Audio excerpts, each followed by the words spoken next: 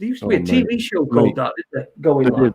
Mate, I'm not live. I'm just jet lagged. I'm not live. I'm propped up by coffee. Surely not. I am. I ain't slept for 2 days hardly, so yeah, I'm a bit tired, to say the least. It looks like we're coming on anyway. I'm having a look. So as long as you're live and I'm kind of caffeined, really. Well, I don't know about caffeine, mate. I mean, it's a decent. At least you're not on somewhere else. Well, let's just check. Oh, there we go. Well, I'll play the music, shall I? Vanilla. Go on then, chuck it on. I can't remember which one it is. I am so good. There we go, that one. And hopefully it'll work for me as well. So you'll have to tell me when it's finished. Oh, God.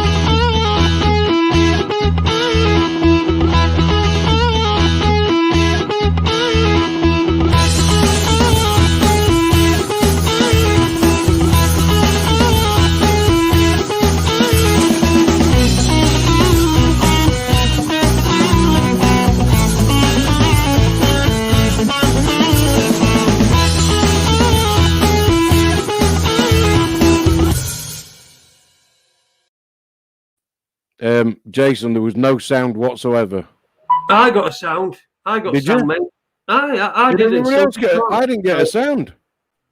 We see. Yeah, it's your one with the problem now. Yeah. Which will do me. Mate, anyway, it could well be something I've done. My brain is frozen, I'm telling you. Good evening. It is, welcome to Raconteurs News. It's the 24th of March, 2020, the year of vision, as I was saying right at the very start. And now how many people are going to get 2020 vision and actually see what's going on? Time will tell over the next few months. Like I said, like we've been reporting on Raconteurs News, Ade's been out in Thailand and he's back. And he's bad. And he is extremely upset. And I'm going to give him a chance in just a second. But just let me just tell you about this show. We've got our guest this evening. He's Mark Conlon. He's all sorts. He's a jack of all trades and a master of plenty. And originally we were going to be talking about a paper he'd written on Flight 93 on 9/11, which was the one that crashed at Shanksville, Shanksville, Pennsylvania. Now, I think we're going to move that just simply because, when we talked about this before, just simply because there's so much going on at the moment. And I know Mark's got plenty to offer us on that. So I think we're going to use him this time, perhaps get two for the price of one and get him back for Flight 93 when we manage to get him again. But I would definitely wanted to do this show tonight because it were about 5 or 6 weeks ago that I booked you, Mark. And so we've been waiting. We've been waiting for this. Anyway, Ade. Yeah. Good evening, mate. How are you feeling? Oh, I'm pissed off. I'm just so pissed off. Emirates, what a shower of shit. Yeah. You're on the phone to them for hours trying to find out, what's happening with flights, etc. I was out in Thailand. All different airlines are making different decisions. I was on the phone to Emirates at midnight. Look, I've got your app. You've got my email. Don't worry, sir, if anything happens to your flight. Bearing in mind, my real flight home should have been on the 8th of April, which is actually when this 14-day thing's supposed to be over, supposedly. And I'm thinking, this ain't just going to last for 2 weeks. If I don't get out now. So anyway, I thought, okay, waited for this email or whatever. Didn't get one. Checked on the website, and sure enough, my flight cancelled. I'm like, shit. They wouldn't even speak to anybody. They put a phone number that wasn't connecting anywhere on the office door and just shut the office. So Emirates just ignored everybody. So then it cost me £1,000 to get a ticket on basically the last 380 from Thailand, Bangkok, back to Heathrow, which landed this morning. It then flew back at, I think it's 10 o'clock this morning. And that's that plane done then. It's going to be stuck there for the foreseeable. So I literally got one of the last flights out. There loads of people in the airport, all wearing masks, of course. The one kid was stuck. He can't get home. He's an Australian kid, and whatever route he tried to book, and this is how far he'd got. And he was stuck trying to get home to Australia and couldn't. I was asked why I wasn't wearing a mask in a shop, and my answer was because I'm not mentally ill. You should have said, because I'm not going to rob it. Yeah. Just through the airport, just because this is like on my mind. You come through the airport and they're like looking at you and like, you're not wearing a mask. Yeah, that's right. Yeah, because it's bullshit. So I go into the only Cafe Nero. Bearing in mind at Heathrow, when I landed, there's normally a plane lands every 90 seconds. I was at Heathrow for about 90 minutes this morning, and I think I saw 3 land. That's how quiet Heathrow is. And don't forget, Gatwick's shut. So the only place to get a coffee was Cafe Nero. So I'll get a coffee while I'm waiting for my son to come down and pick me up. Got to the front, ordered me coffee. Yeah, £2.85, please. £10 note out of my pocket. I haven't been using these for a couple of weeks because I've been in Thailand. Right, offered it, and he went, "Oh, we can't take that." And I went, "Right, okay, why not?" "No, we're only doing card payments, mate." I went, "Right, okay." So, right, okay. He says, "What do you want to do with that coffee then?" I went, "Well, I want to give you money for it, but you can't give me any, so I guess you're going to throw it away." And I thought, "Oh, I've got some time to kill." And there were three serving stations. So I stood at the back of the queue again, and when I got to the front, I went to a different one and did exactly the same thing. And then when I stood in the third queue, the manager barred me because I thought, if they're not going to take my money, I'm going to get them to destroy their coffee, wankers. And then I went into Marks and Spencer's just to get a litre of milk so that when I come home, I can make myself a coffee. When I pulled out a £10 note to pay for it, you would think I'd just pointed a gun at the woman at the checkout. And I'm not exaggerating. She was like, like, it's a £10 note. It don't, it won't make you pregnant. It's a £10 note. And honestly, that can't you pay by card? I can see you've got cards in your wallet. And I went, no, I don't want to pay by card because this is what they call, well, kind of real money, I guess. And I handed it out, and she was literally like this, putting it in the till. It's just ridiculous. Absolutely mentally insane people. And all around, people are wearing masks. You can see this thing behind me. Look, that is actually not far off what was wandering around in the airport. There were people literally wearing hazmat suits, and when you go to Alton Towers and they give those big plastic capes, right, with the hood on it, and there were people walking around the airport in those. And I'm just looking, and I'm thinking, you're all mentally ill. You are mentally ill. They're just bonkers. My sister tonight. My sister is a very intelligent woman. And she says, "Oh, well, you're going to have to self-isolate now you've come home." Now, bearing in mind, my son, Danny, drove down to Heathrow, picked me up in his van. So me and him, because of accidents on the M1 and etc., probably spent about 3 hours in a van today coming back from Heathrow. So my sister said, "Don't forget, you've got to self-isolate, and you're going to have to get Danny to go to the shop for you." I'm thinking, the same Danny that if I have got anything, I would have infected for 3 hours this morning. So you're happy for him to go to the shop, but not me. That's my sister, who I love and adore and have looked up to for years. Not even thinking about the words that are coming out of her mouth and what it actually means. And when all the bars and that are shut in Pattaya, and then the restaurants all closed the night after that, and then they've not allowed people to congregate on the beach, etc., etc. So what happens? Well, young people work in cities. And when young people can't work in cities anymore because the authorities have closed all the establishments down, be it what doesn't matter what it is, then those people can't afford to pay the rent in the city, so they go home to be with the old people that live out in the villages where it's cheaper to live. So actually stopping people and closing businesses has an entirely the opposite effect of what they tell us they want to happen. The world's fucking insane, man. Completely insane. Listen, let's just stop you there because I know there's tons more. But let's just get our guest's perspective on this, because we've invited him on, and he's not completely agree. And I know it's all the craziness of the entire thing. I was in coming outside of I went to Co-op on my Spaz chariot. And as I was coming out, I saw a woman, somebody worked there, having a fag, and just outside. And I said, "Oh, it's crackers, isn't it?" She says, "It's crackers, it's crackers." She says, "Everyone else has shut down. Why can't we shut down?" And I said, well, what about people need food? And she says, I don't care whether people need food. As long as I've got food, I don't care whether anyone else has got any food. And I thought, well, there you go. This is this problem. This is why this is happening. Mark, anyway, let's bring you in finally. Go on, Mark. What's your take on it? Just a general thing for starters. A general. My word, this has come very swift, even though it's been building up, hasn't it? So let's be honest, I think for a lot of us, maybe in the alternative, call it media or information, it's still a bit of a shock, really, I think, for me. It's come as a bit of a shock. So for a few days, it's been to get your head around what's happened. You know, and I'd like to consider myself that I'm, you know, quite open to maybe this may have come down the line at some point anyway. But it's what we do with that and how, you know, how we're reacting. I think it's been interesting how people have reacted, you know, with whether it's the panic buying and all that. Really, it's quite psychological, isn't it?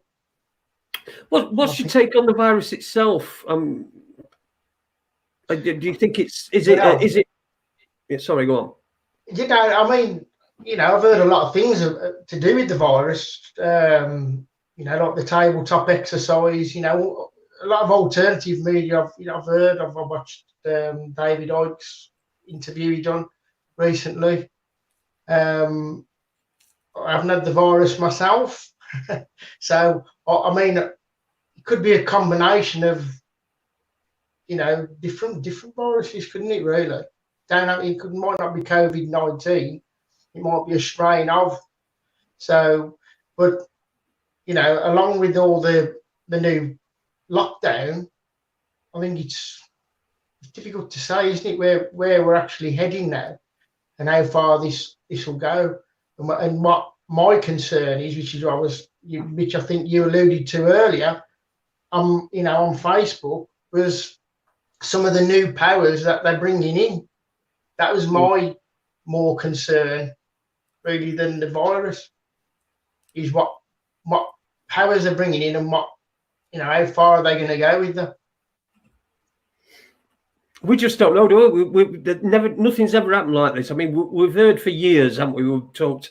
You've listened. If you've been in this game, you've heard for years all this talk about FEMA camps and where there's places where there's multiple coffins all stacked up, ready for some sort of imminent death. And you sometimes see some photographs of it, and then you see. We've heard about this for years, and it was spoken about a lot, particularly during the 2008 crash, that's what they were going to do. Now, I don't know whether they've just decided. I mean, the 2008 crash, and then getting people into FEMA camps. I think they probably thought, well, that didn't work right well, so we'll try again in a few years' time. We'll just do it opposite way around. You know, we'll stick people in FEMA camps, and it's just a complete and utter space ball to try and get your head round. Yeah, I mean, I'd ask you the question: has it shocked you, knowing very well your background? Was it a shock to you just how swift this has moved and how it's been enacted? I don't think it's shocked me how swift it is. In fact, I don't even think it's shocked me that it's happened. Right. I think that there were always going to be this sort of thing were going to happen. It was going to happen at some point. And I think that in December, the last piece of the jigsaw went in, and that was Boris. Boris Johnson became elected, and he's got a huge mandate to be able to, he's got, you know, a huge majority in this country. God, I wish people don't stop sending me messages when I'm live. He's got a huge majority. So it's not me. Timing, and a lot of people that are talking about. There's a lot of people saying, well, you know, around about Christmas, I had a bug. I had and if you remember me, Adie, Christmas Eve, they were going to put me in hospital because they thought I'd got sepsis, but I'd not. Right. And perhaps I got this bug back then, but there were a lot of people with a bug. Nobody's got a bug anywhere. I don't know anybody. I don't know if you do, Mark, or you, Adie. I don't know anybody that's got coronavirus, that's been confirmed to have coronavirus. No, I don't know anyone. There's I know what you're alluding to with everybody having that bug before Christmas. I knew a lot of people with that, building up to Christmas. So, Rob, don't know anybody personally who's had the bug now. The one person who I feel has just completely let the side down, and I'm beginning to realise why, is David Icke. Right. Yesterday I was listening to stuff that he'd put, or was it yesterday? My clock is like it was either yesterday or the day before, what he put out on YouTube. And he's there saying, "Oh, I'm just having a spiritual experience in this body," and I'm thinking to myself, this could be the beginning of the final, in the chain for him. This could be the beginning of, the big one. And you're talking about having a spiritual experience in your. Come on, after 30 odd years of doing this, he should be shouting this from the rooftops. And then today there's the one put out that was recorded on the 20th on somebody else's radio show. But there's a man who supposedly for 30 odd years has been trying to tell the world about this. And then now we're like right on the verge of it. And he's just like, where is he? Well, he's an interesting character, isn't he, David Icke? I know Andrew had a meeting with him in 2008 to do just touch on 9/11. To do with the energy involved in that event, and I don't know. He seemed to have come away from that in his new book, The Trigger. Although he did touch on areas, Dr. Judy Woodwork, but not really as thorough as what you might expect, to be honest, or what I would expect.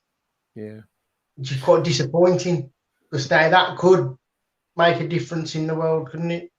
Yeah, there we go again. We're talking about not wanting leaders and not needing leaders, and then when somebody has got a high profile as David, I mean, look at us. We're Raconteurs News, right? We started off at nothing. There were me and Andy.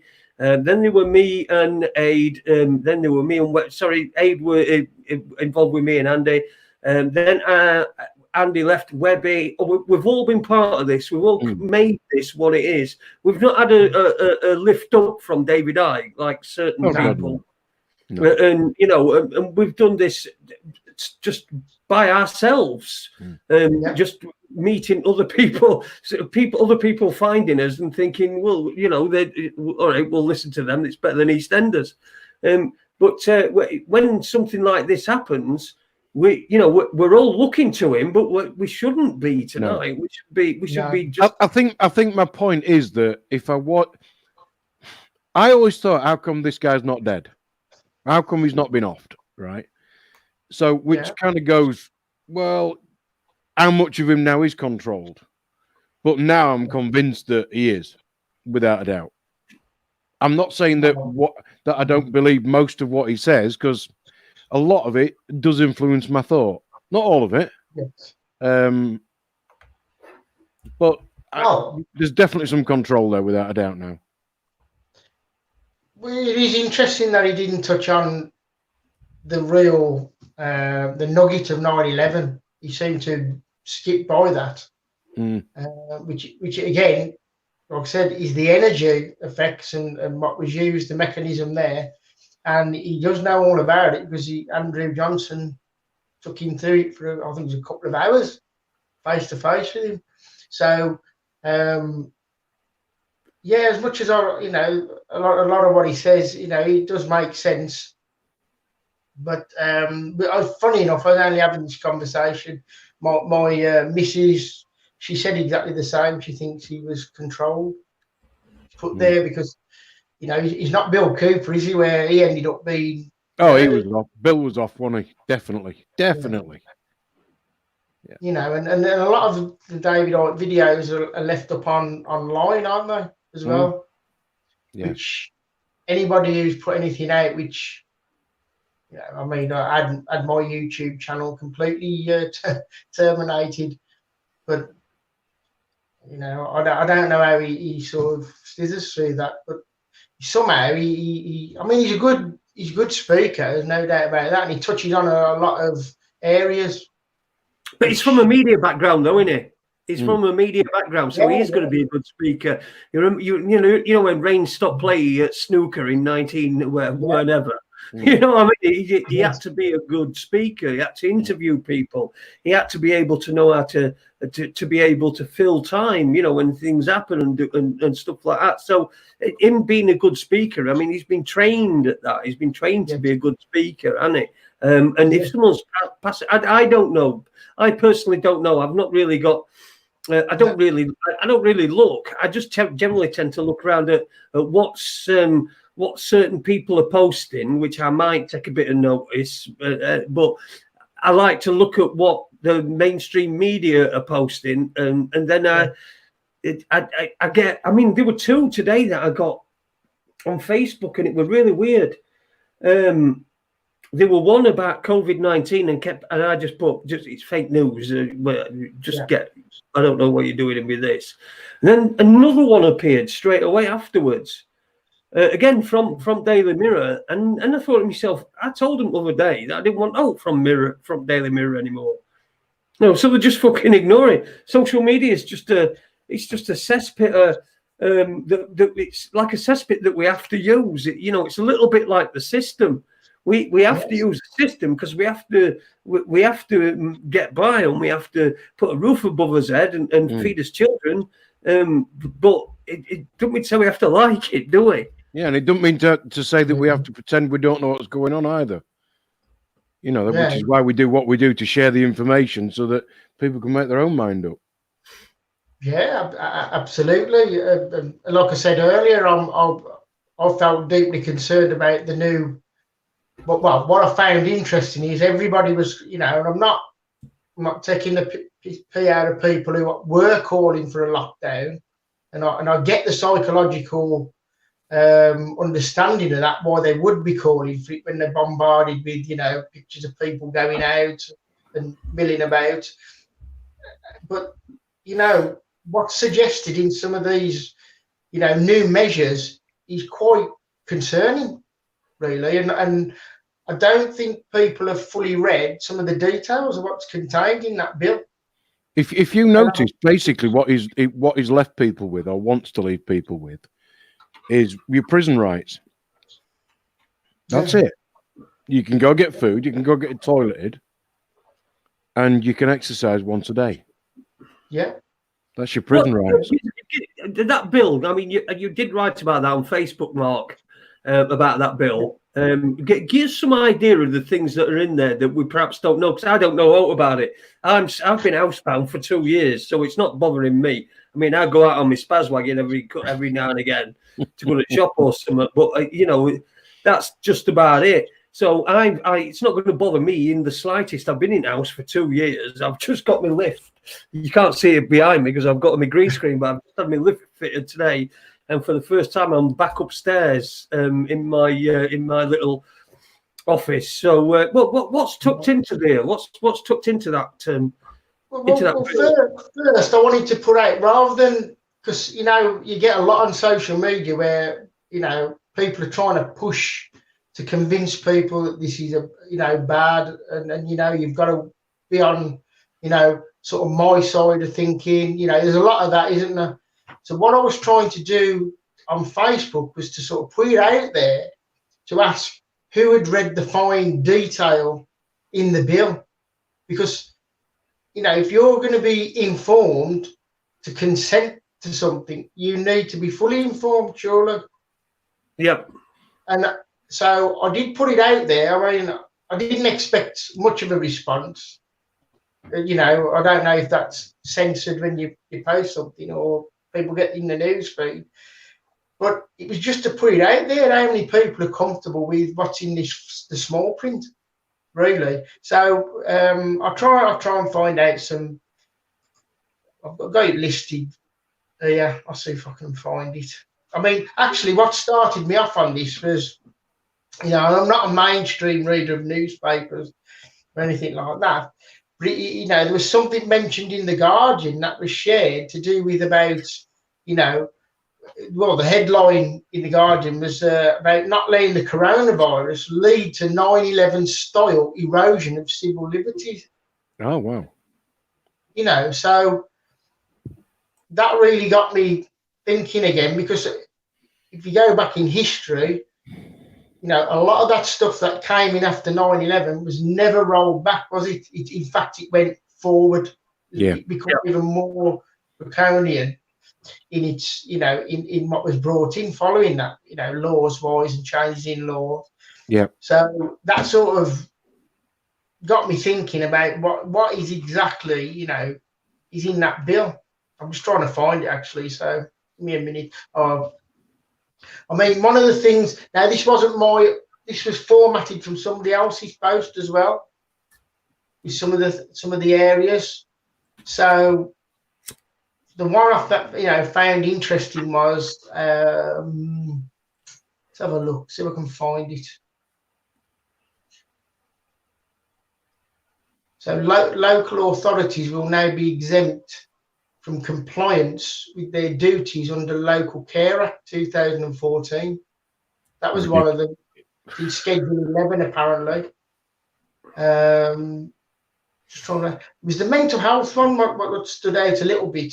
I think you guys picked up on that anyway. Well, let's just assume for a minute that everything is what they say, and the whole thing's completely real.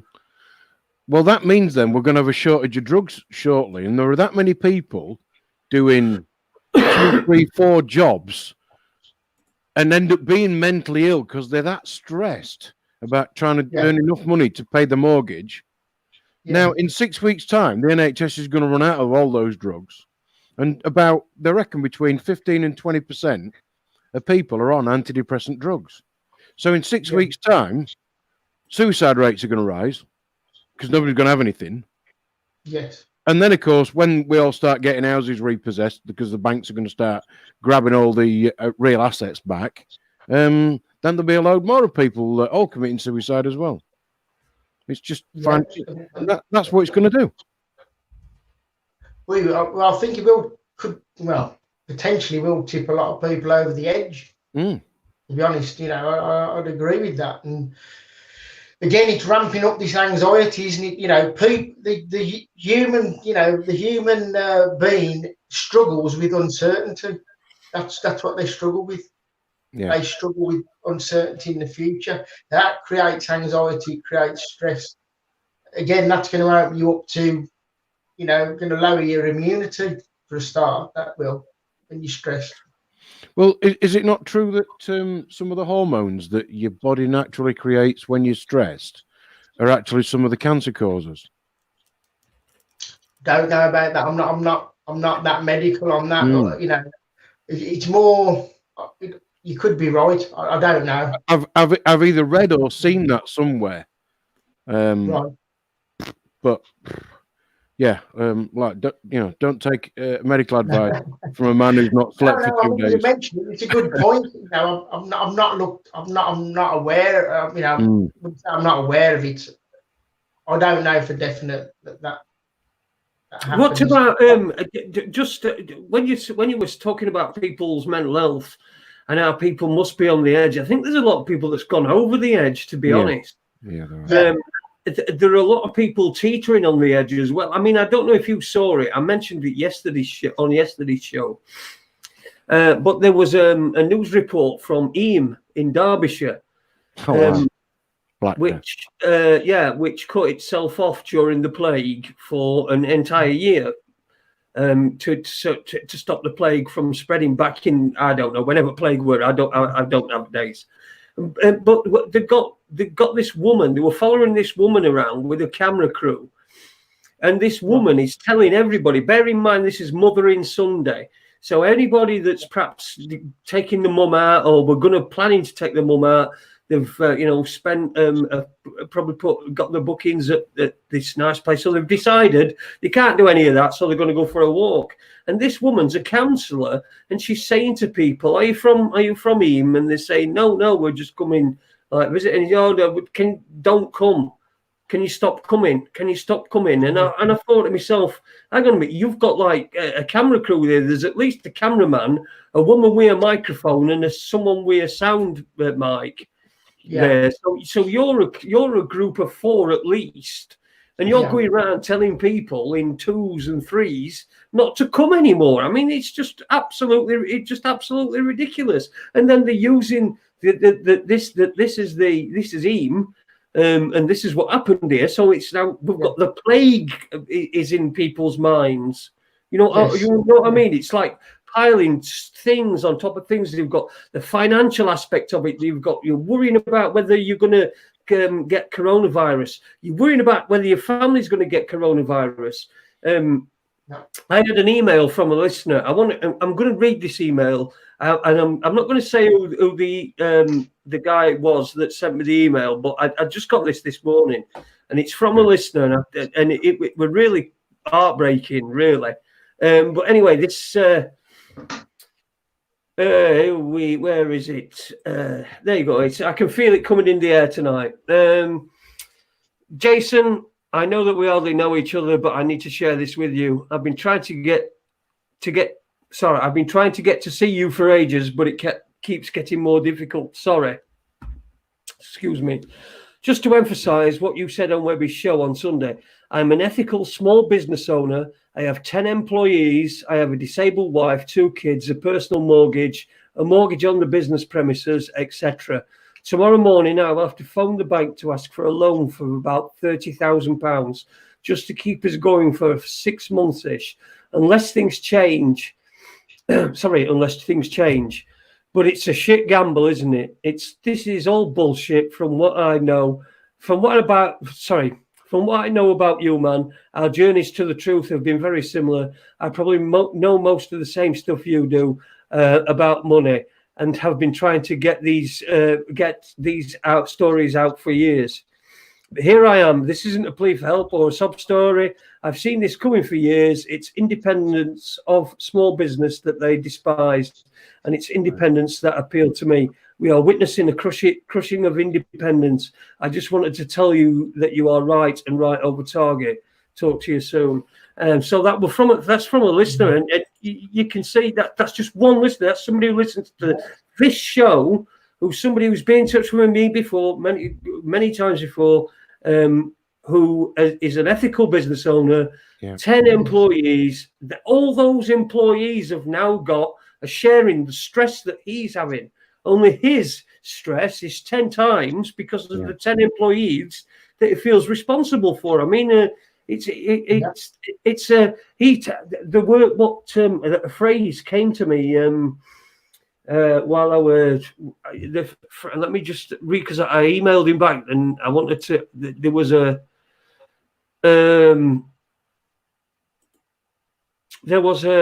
phrase that I used.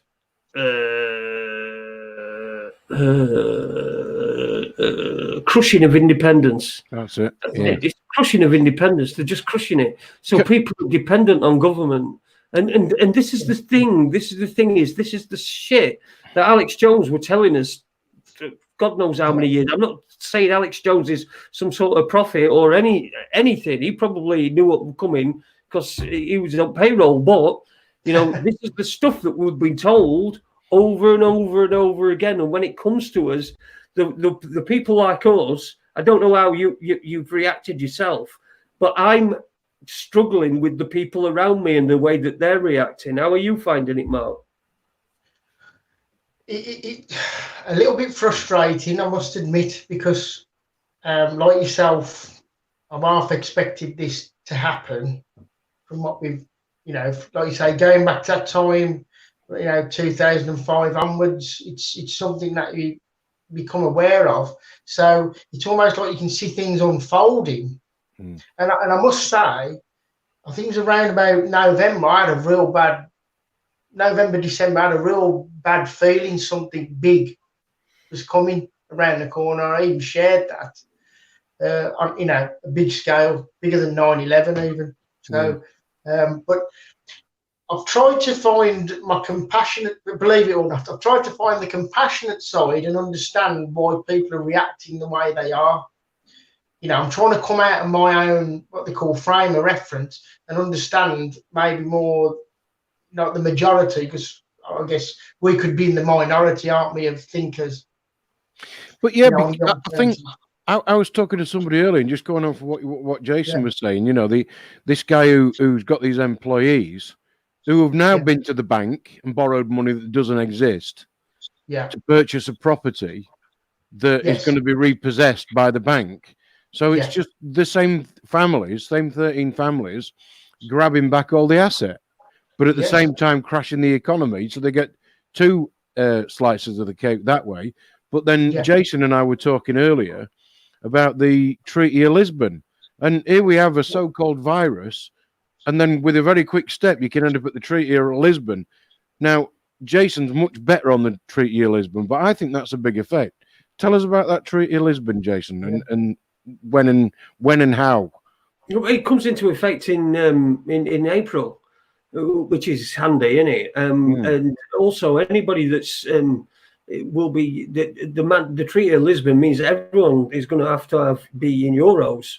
Going to have euro. We're going to have the euros as a currency. So this is regardless of in or out, isn't it? As I understand it. Well, it doesn't matter about in or out, because what will happen is the whole of Europe will be completely decimated. The economies will be completely decimated, and what will happen is the European Union will pass legislation allowing the European Central Bank to do what they call quantitative easing, in other words, printing money and helping out all these EU member states, dishing out money for them to restart their economies. Completely free of charge. But we're not going to be in that club. So for us to get, we're probably going to they'll say, well, we can't afford to rebuild our economy. We just cannot afford it. We're going to have to stay in Europe and join the euro. And that's one way that I can see it playing out. Yes. Yeah. I get that. The timing of it all is interesting because, after all the big Brexit dragging on and whatnot, and then this seems to completely come along. That's completely forgotten now. What is it? What's happening with that? What's going on behind the scenes? You don't really know, do we? Really? We have a clue, apart from we're all shagging each other. Yeah. That's the only thing. There was a point. I mean, how do you feel about the European Union was, making moves to regulate the offshore tax havens? I think that was a smokescreen. I think that's a smokescreen. I think that was just one of them ways to try and get us to vote Remain. I think it would probably as much lies as Dominic Cummings. Dominic Cummings, who's Boris Johnson's senior advisor, and I'd reiterate, I'd get people to watch that. It was on BBC 4. BBC 2 a couple of weeks ago. It'll still be on iPlayer. What was that?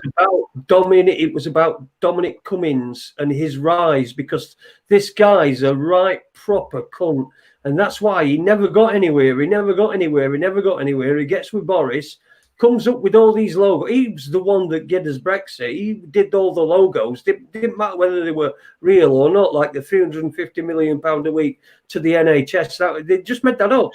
Yeah. And he was the guy that made it up, and he knew that this is the way that they were going to win.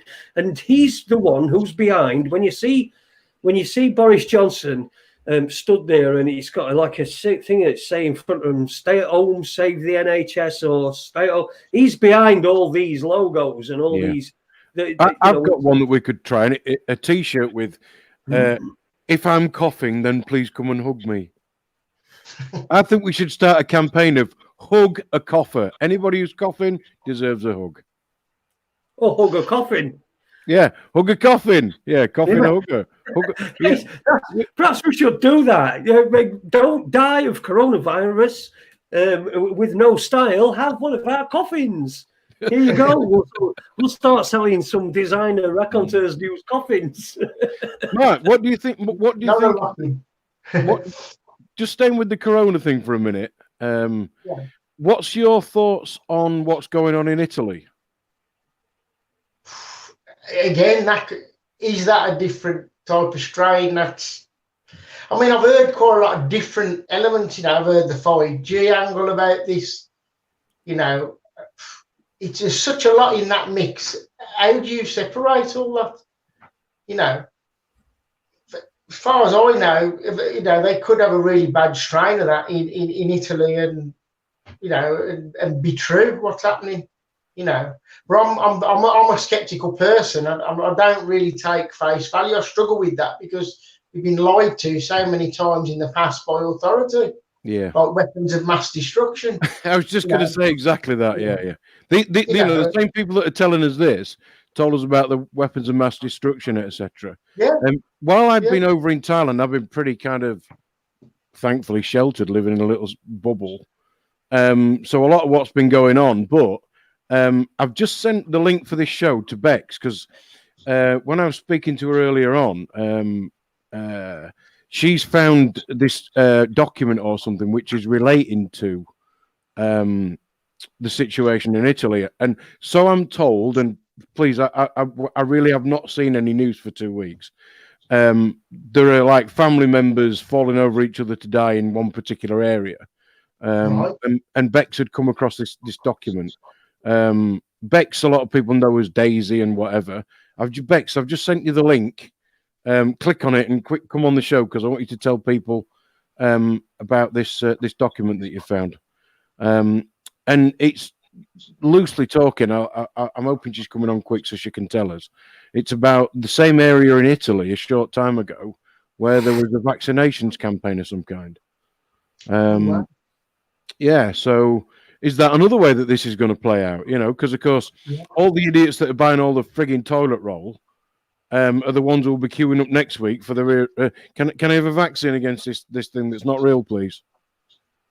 And they're waiting to get the shot of aluminium and dead baby in their arm, and their chip that's going to follow them around this new 5G network. Honestly, you are so negative, man. Honestly, it's just I can't believe it. Look, listen, I want to tell everyone you're listening to Raconteurs News tonight. We've got Adie back, and we've got Mark Conlon as our guest. We were going to be talking about a paper is written on Flight 93. We will be rescheduling that for another date, but as things are getting like more and more insane by the second, we've started talking about this, and we've got Adie back as well. He managed to get one of the last flights out of Thailand to one of the last direct flights out of Thailand back to Heathrow yesterday. Otherwise, I thought, actually, just a second, just give me a second. I've not finished. You always ruin my punchlines. I'm sorry. Okay. I said, I was going to say, otherwise now it would be being raised by a family of giant pandas and be eating bamboo in some field somewhere. That was completely ruined by you interrupting me, but you carry on, Ed. Go on. Sorry. No, there was one point when I was trying to get out, the travel agent who was literally on the end of the phone while my mate's driving up the bloody motorway to take me to the airport to a flight that I've not even got a seat on. He said, one thing you don't want to do is fly from here to Abu Dhabi or Dubai or wherever and then on to England. He said, you need one flight, get out. Because the last thing you want, the second to last thing you want is to be stuck in Thailand. But the very last thing you want is to be stuck at a hub airport somewhere in the middle of bloody nowhere. He said, listen, Aid, Bex is here. So I'm okay, excellent, yeah. Bex is here. There you go, everybody. Bex is the one on the right.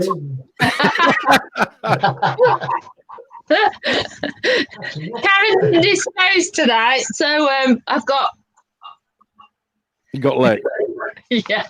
Right, in fact, earlier on, you were telling me, you and I were talking, and when I said I'd not seen any news and stuff, but I understand it's bad in Italy, you went, "Oh, I've got this." So, firstly, fill us in with what's, and this is really for my benefit, with what's going on in Italy, and then with this document that you've come across.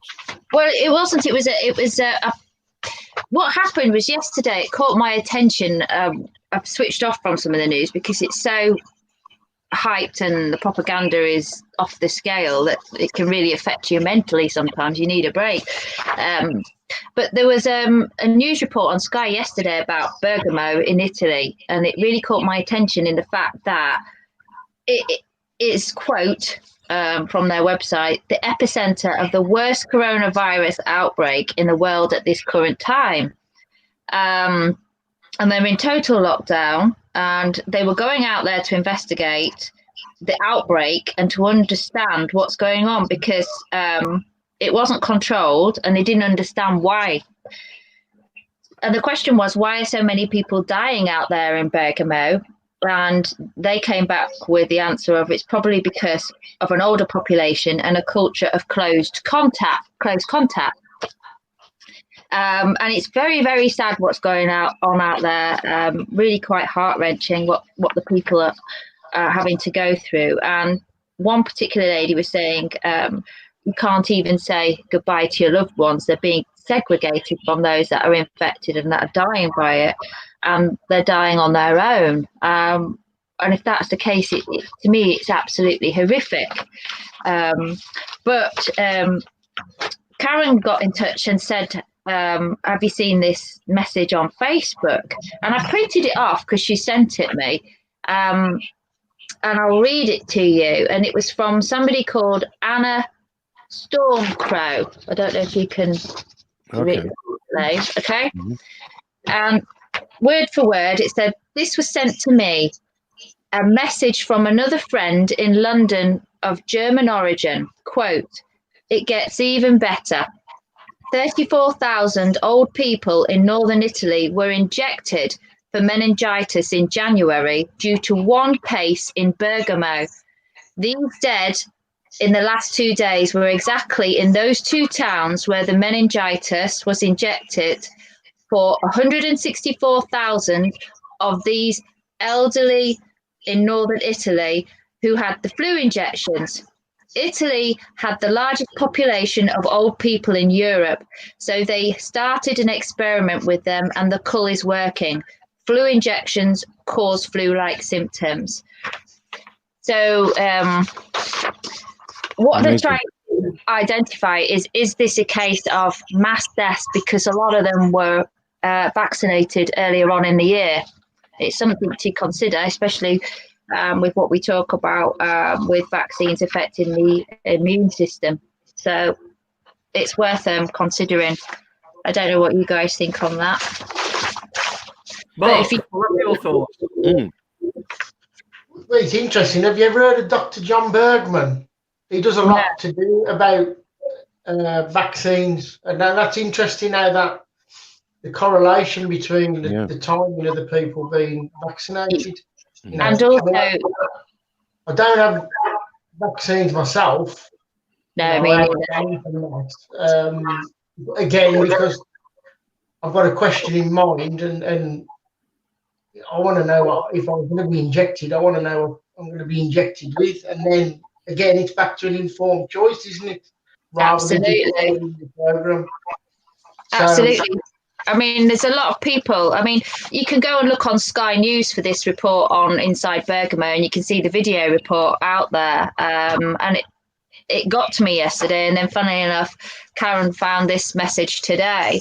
And where is it going with UK government? At the moment, as we know, they're pushing through the emergency bill to strengthen the coronavirus response plans. And if you go on to gov.uk at this time, you can see their provisional plans for this emergency bill going through. And I have to say, I'm very concerned that out of this bill, there is a potential for mandatory vaccines where the government will be pushing people to have a vaccination after this.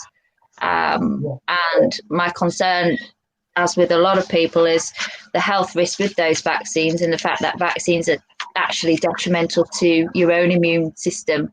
And if you're vulnerable as a result of these vaccines, should a second wave of this virus come round like the flu virus strains do annually, how many of us are actually going to be at risk of succumbing to this and not being able to fight it naturally? Exactly. To be honest, going back to what you just mentioned about the change in the new legislation, I don't think people have considered this, because it won't just be used in this instance. So will it apply outside of this situation? I think they're going to use this as sort of the wedge in the door to get the mandatory vaccination program in on the back of this coronavirus, and then that'll open the doorway, the floodgates for mandatory vaccinations, just like what's going on in America, Australia, and all around there.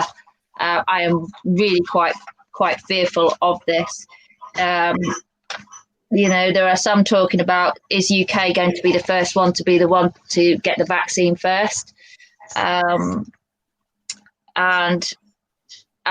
we're facing sort of by the World Health Organization, who confirmed that COVID-19 they declared was a global pandemic about the 11th of March. And as we know, the WHO were caught with their pants down in December, was saying that vaccines were not safe and had health problems associated with the concerns. I think the words were, I cannot overemphasize. Yeah. So, I mean, if this is, we are going to have one huge battle to prepare a strategy for if the government are clandestinely preparing for a mandatory vaccination program off the back of this coronavirus. And interestingly, if we look at some of the figures, UK column is really quite hot to trot on how things have been progressing globally on figures. And back on the 11th of March, I know we're a couple of weeks down, but their figures then was there was 120,794 cases globally, 4,365 deaths, and 66,985 recoveries. And they were comparing this to the UK annually having between 9,000 and 10,000 deaths as a result of flu anyway, and 600,000 flu cases, deaths globally as a result of flu as well. So as they were quite rightly saying, what's all this hype about? And it's awful for the people that are dying. We're all very, very sad, and all the devastation to those 4,500 people that have died as a result of it. But when you do step back and look at what the global figures for flu are annually, and bearing in mind that the flu shots, and the shot is not accidental in that term as we've discussed before, but if you work out that the annual flu shot is a gamble anyway, it's against a number of predicted strains of flu virus for the following year when they go into mass production for it. None of it makes sense. To me, it's just absolute hype. You've got to ask, why is this going on? A lot of people are believing it's a reset program, like what we were talking earlier. The response to this seems to be very disproportionate, and there's something that we're not being told.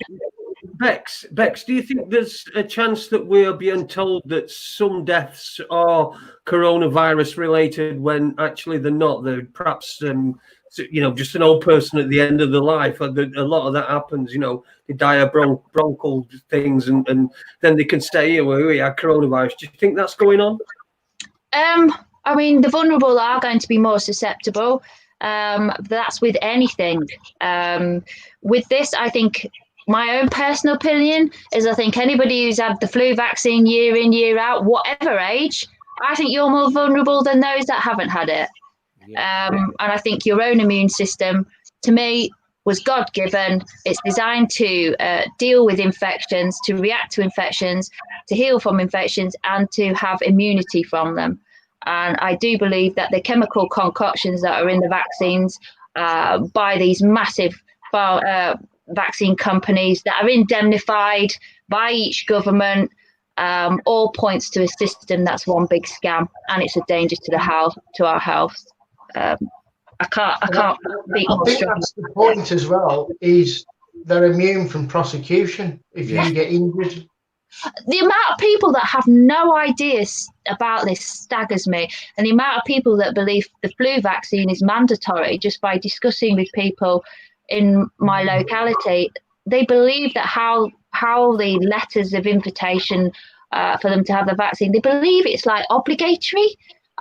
They think, oh, you must have it by law. People don't realise what a knife edge they're sitting on shortly, where it will be law. And you won't have a say under the legal system to fight against an injection filled with poison. You will if you use common law. Yeah. And as we know, that's what we're trying to help people wake up to. And it was interesting. I got sent a link from LBC about LBC Radio, which is leading Britain's conversation. It's quite a popular radio station, isn't it?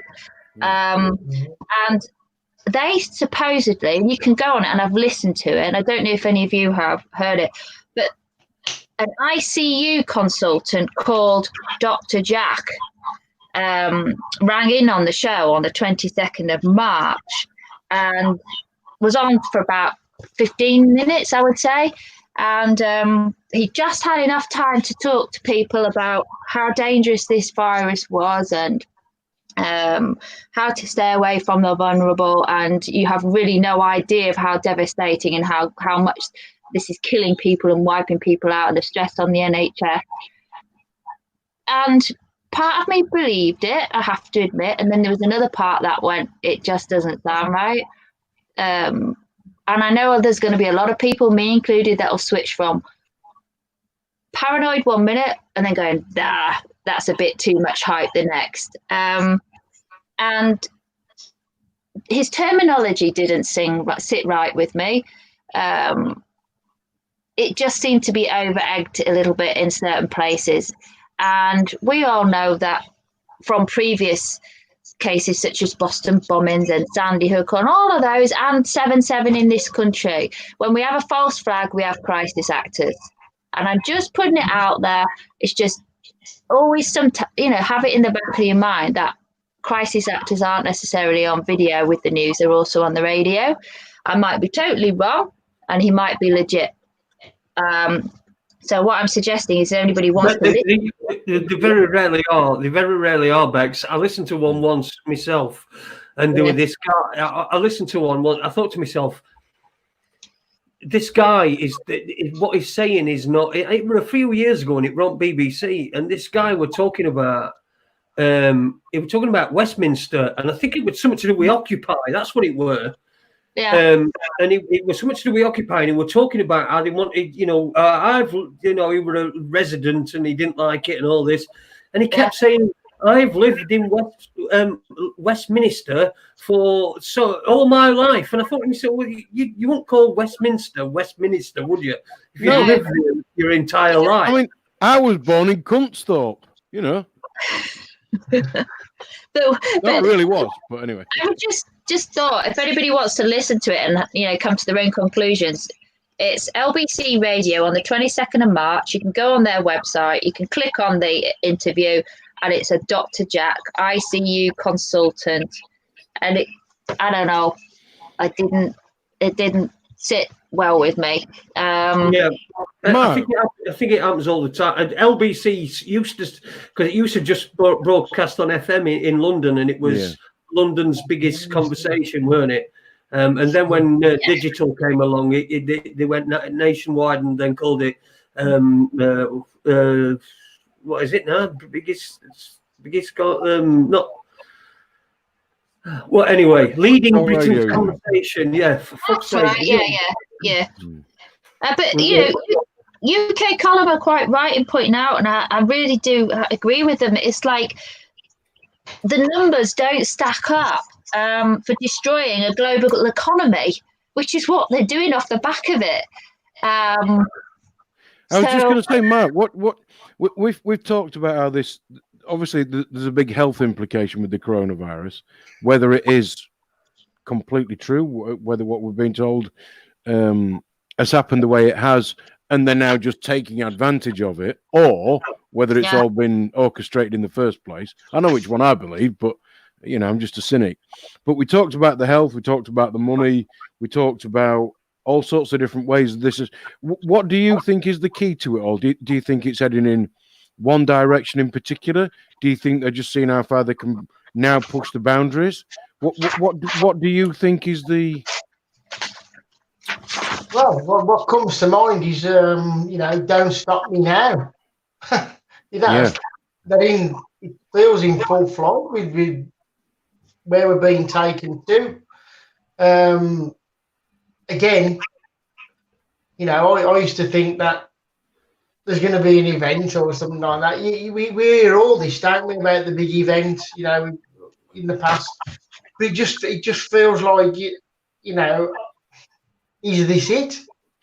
Really? Is this where we're heading? Like you say, mandatory vaccines. And I'm the type of person, I question everything. I'm quite happy to announce I'm a skeptic. I won't swallow what people tell me. I want to know the facts. I want to know, all the information. And then I can make a decision. But what we see is people are getting swept along, whether it's the hysteria, whatever, the psychological aspects to it. Before you know it, people are turning in on each other. You can sneeze in the shop and people look at you like, you've got to play. Absolutely. Yeah. I mean, this week I've had to go and get prescriptions for people, and I couldn't believe Boots. And I understand it, complied with it, but they've shut you down to one entrance to go in, and immediately there's these big black and yellow crosses every metre, and you've got to step on one and wait, and then step on the next, and do that all the way through till you get to handing in your prescription. And then you're going to wait an hour. If you're lucky that they'll do it, because the priorities are for anything that you want as a routine prescription, that ain't a priority. That is just you're going to start laughing like that. Can you mute your mic? Sorry. I mean, in a way, you're forced. I mean, this is huge. You are it's psychological programming on a massive scale. Well, I think where they've maybe edged this is because of the self-isolating. It really isolates people. It stops gathering, obviously, which needs to stop the virus spread, as they say. But when people are isolated, it's much more easy to, people are more compliant. And the thing is, as well, they're not disclosing what is the key difference between that and the annual one that they hazard a guess at is what's going to be there the following year anyway. Because that's what the vaccine companies do. They guess what the potential strains are going to be for the following year, manufacture them, flog them to the health services, get the government to indemnify them, and there's no health and safety required of the testing of the vaccine because they're indemnified. So, I mean sorry. I was going to say, we're so discouraged from having this conversation, aren't we? Yeah. Oh, God, that's the thing. What alarms me the most is the amount of the way conversation about vaccines. You just cannot have that conversation. Whether people get offended or calling you, having put the death on your hands. Just through having a conversation and not. I don't fully believe in them because of the evidence I've looked at. So I'm not confident that they are helpful. What my thought is, my gut feeling is this, that the things that have happened, the big changes in the world that's happened so far, haven't affected us. Yeah. Like 9/11, all right, we now have to go through extra airport security. Yeah. But, and they put more cameras up, but did it really affect us personally? It did the poor people in Afghanistan and Syria and Iran and Iraq and, all those other nice places that they're trying to get the Rothschild banking system in. It affected them. but it didn't affect us directly, not in one big bang. Now, if this is what I think it is, this is the big bang that affects us now. So that they can then start pulling back all these, calling in all these people's mortgages because they're not going to be able to pay the debts and stuff, and start grabbing back all the assets. But they're not doing it from a perspective of, there's all these people at the bottom. Now they're after the middle class people, the people with the money in the pension scheme, who haven't just quite got there yet. Etc. And now that's what they're going to do, so that all these people who've got these assets that are now paid for, with the mortgage they've just finished, are now going to have to remortgage the bloody houses to be able to afford to buy food. And I think that's what, and then they're going to start repossessing again. And I think that's the bigger plan. But this is something now that's affected us. It's not over in the Middle East or whatever. This thing is so big, but it's 10 times bigger because it's affecting us and not somebody miles away. And I think as well, people have to be very concerned about what's going in this emergency legislation that's being rammed through without scrutiny, and the sunset clauses. We've not had chance really to read it. We've only got this information on gov.uk that you can see that was uploaded on the 17th. But when you read through that and listen to those that are already trying to dissect what information we have got access to, under the mental health legislation, they are now no longer going to be needing 2 doctors to section somebody. Under this legislation, they're going to allow 1 doctor. And I can understand from a risk management of exposure to that, or being stressed with staffing, but that's actually in Schedule 8, Part 1. That actual legislation, isn't it? It's in It's in Section 8, Part 1, about that mental health. Yeah. And with regards to having 2 doctors to detain you, which is what's normally required, unless it's an urgent, but normally 2 doctors to agree whether somebody's going to be detained under the Mental Health Act and force medicated. And you start to think, well, okay, if they're going to mandatory vaccinate and bring that in off the back of this, at what point do you start to get a little bit worried and go, well, one doctor to detain? Is anybody who's going to be objecting or dissenting or trying to get information out there about what's going on? Is that going to be another route, an easy route to get people locked up? It's been done before. Power corrupts, doesn't it? Yep. But it is more than concerning, that one. It really is. That was the one I actually mentioned earlier today on my Facebook. That was in the list of things, that particular one. And I was trying to put the challenge out there for people to actually read that small print, and I asked them if they were comfortable with the finer detail of what they've been calling for, which is the lockdown and all the new powers. Are they comfortable with that? And I, judging by my Facebook, I had very, very little interest on there. And I'm thinking, most people haven't got a clue just what's involved in that legislation, that they are actually happy That's what I like about a lot of the stuff that you do, Mark, is the fact that you generally seem to ask a question. You try to get other people thinking. I'm trying to come at it to help people have autonomy. To think for themselves to some degree, because people get defensive if you try and force an opinion sometimes, or a belief, whatever, where your position. So I'm just putting it out there, asking the question. And to be honest, if you look on the Facebook, it didn't get any interest really, apart from a few people, which is disappointing. And yet it's probably the most important question they'll be asked this year. Pardon? It's the most important question they'll probably be asked this year, but because the indoctrination system's that good, it'll just get completely glossed over and lost in all the shite and that they believe to think, And also, sorry, I've just got to get in because I haven't been in for ages, and you lot are taking over. And this is my show. We are the doom and I'm gloomers. looking after it while Adie's been gone. So I want to get. First of all, there were one thing I wanted to say was I've just looked it up. Apparently, the coronavirus, the people that get coronavirus are 65% of them are male and 35% of them are female, which means the other 50 odd genders must be completely immune to it. Yeah. So if you want to just pretend, you just put some tits in and pretend you're a woman and. Not only can I win women's Winter Olympics events, if I'm a man, really identifying as a woman, I'm just less likely to get ill.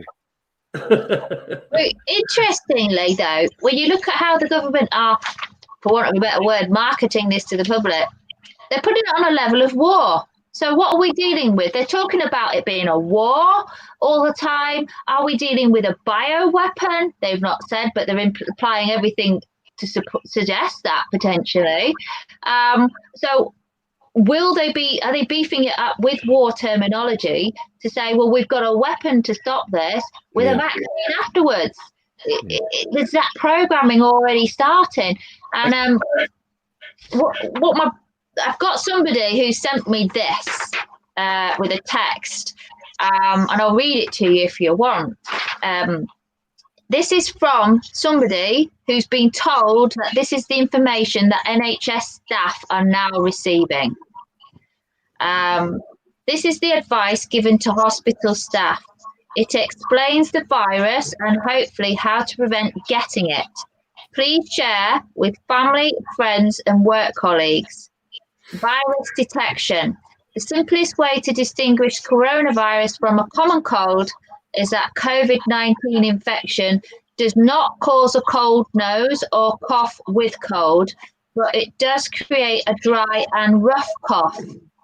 The virus is typically first installed in the throat, causing inflammation and a feeling of dryness.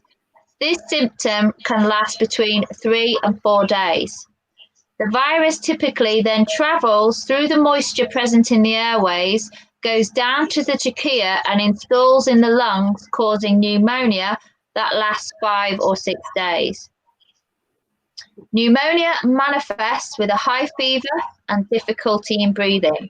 The common cold is not accompanied, but there may be a choking sensation. In this case, the doctor should be called immediately. Experts suggest doing this simple verification every morning. Breathe in deeply and hold your breath for 10 seconds.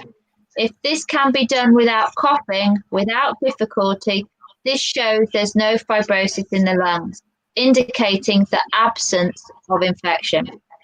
It is recommended to do this every morning to help detect infection. This is where it gets interesting with prevention. The virus hates heat and dies if exposed to temperatures greater than 27 degrees C. Therefore, hot drinks, such as infusions and broths or simply hot water, should be consumed abundantly during the day. These hot liquids kill the virus and are easy to digest. Avoid drinking ice water or drinking with ice cubes. Ensure that your mouth and throat are always wet and never dry. You should drink and sip water at least every 15 minutes. Question is why? Even when the virus enters water or other liquids through the mouth, it will get flushed through the esophagus directly into the stomach, where the gastric acids will destroy the virus. If there is not enough water, the virus can pass into the trachea, from there and into the lungs, which is dangerous. For those who can sunbathe, the sun's UV rays kills the virus and the vitamin D is good for you. The coronavirus has a large size, diameter 400 to 500 nanometers, so face masks can stop it. No special face masks are needed in daily life. If an infected person sneezes nearby, stay 10 feet away to allow the virus to fall to the ground and prevent it falling on you. When the virus is on a hard surface, it survives around 12 hours, and therefore when hard surfaces such as doors, appliances, railings, etc. are touched, hands should be washed thoroughly and or disinfected with alcoholic gel. The virus can live nested in clothes and tissues between 6 and 12 hours. Common detergents can kill it. Things that cannot be washed should be exposed to the sun and the virus will die. The transmission of the virus usually occurs by direct infection, touching fabrics, tissues, or materials on which the virus is present. Washing your hands is essential. The virus survives on our hands for only about 10 minutes. In that time, many things can happen, such as rubbing your eyes, touching your nose or lips. This allows the virus to enter your throat. Therefore, for your good and the good of all, wash your hands and disinfect often. You can gargle with disinfectant solutions such as Listerine or hydrogen peroxide, and that eliminates or minimises the amount of virus that can enter the throat. Another one that I've made sure I've got is Oral-Deen, which is brilliant. Bleach. Yes, it's the equivalent to the kitchen domestos, according to my dentist, but it is amazing stuff. Doing so removes the virus before it goes down into the trachea and the lungs. And of course, remember to disinfect things that you touch often, such as mobile phones, keyboards, mouse, car steering wheel, door handles, etc. So that was what was sent to somebody who then passed it on to me. And I thought that was quite important to read that out, because amongst that, some good info. What's your thoughts on that, Mark? Because I mean, you come from what's your thoughts on it based on what questions would you be asking? Is probably the best question to ask you. Right, that's an interesting question. Because you're good at asking the questions or getting people to ask themselves a question. That's what you're particularly good at.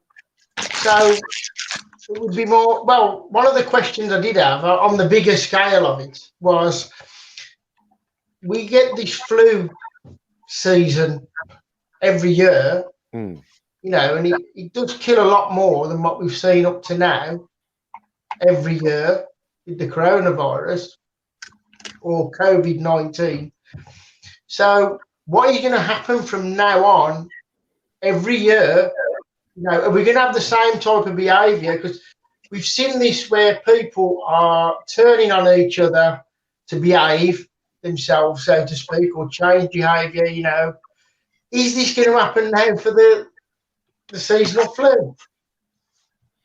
Because you can't, almost like, to me, you can't inflict this time and then say the flu comes in next year, or you know, the end of this year.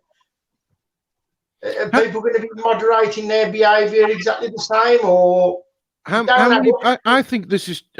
I mean, it always used to be where you went, if you went anywhere and you saw either Chinese or Japanese, they may have a mask on.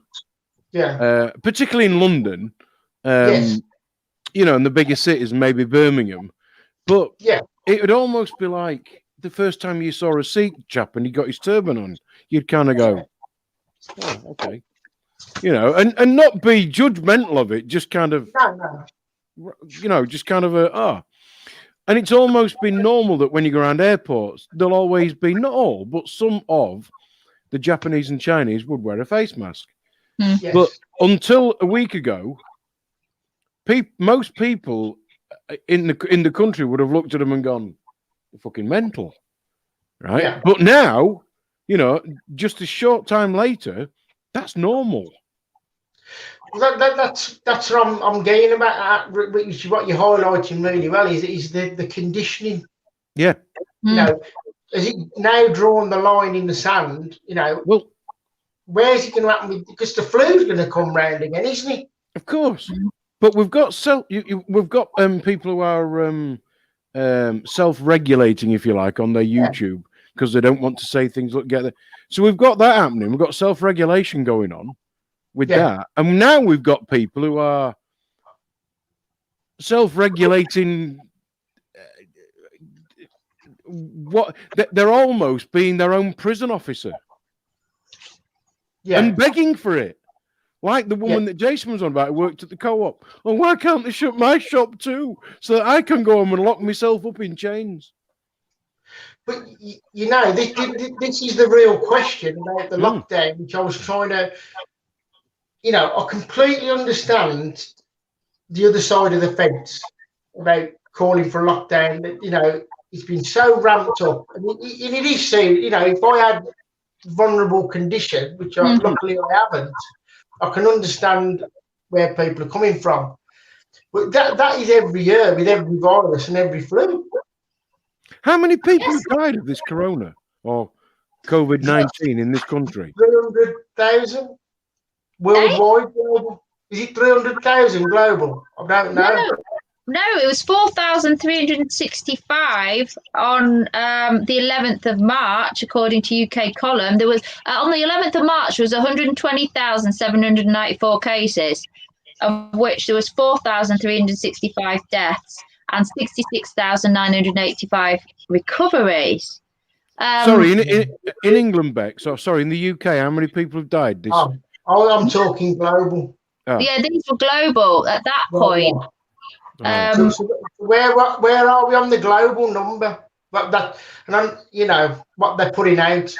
What's on the plane number, not the global number, the plane number as well. We don't want flat earthers to feel left out. So not just the global number, give us the plane number as well. The thing is, though, is they've got no idea of how many people who haven't been tested, who have recovered and got on with it. And you're talking, none of these figures have any credibility, really. It's how many deaths have been attributed to COVID-19 in the UK since, I don't know, the beginning of the year? Have we got a number? Not off the top of my head, but it's no. Right. I've got the global ones, which was 4,365. We're having the odd ones. We're having a small amount in Wales, small amount in Scotland. I have got the figures. Hang on, I have. I've printed them off. Where is it? Got it somewhere. I can read the Telegraph for £3 a week, apparently. Can you? That's good of them, that, isn't it? Letting £3 a week. Read the Telegraph. You know, when I went to law school, that's what they told me to read. That for the newspaper, they told me to read. They said, if you want to keep up, read the Telegraph. I'm not paying £3 a week though. Carry on, Bex.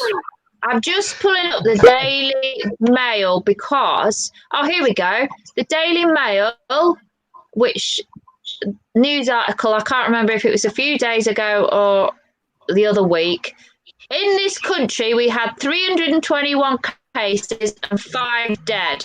In Yorkshire, in the Yorkshire and North East, we had 22 cases for Bradford, Leeds and Humberside, 31 cases for the Midlands, 24 cases for East Anglia, 61 for London, 6 for Wales.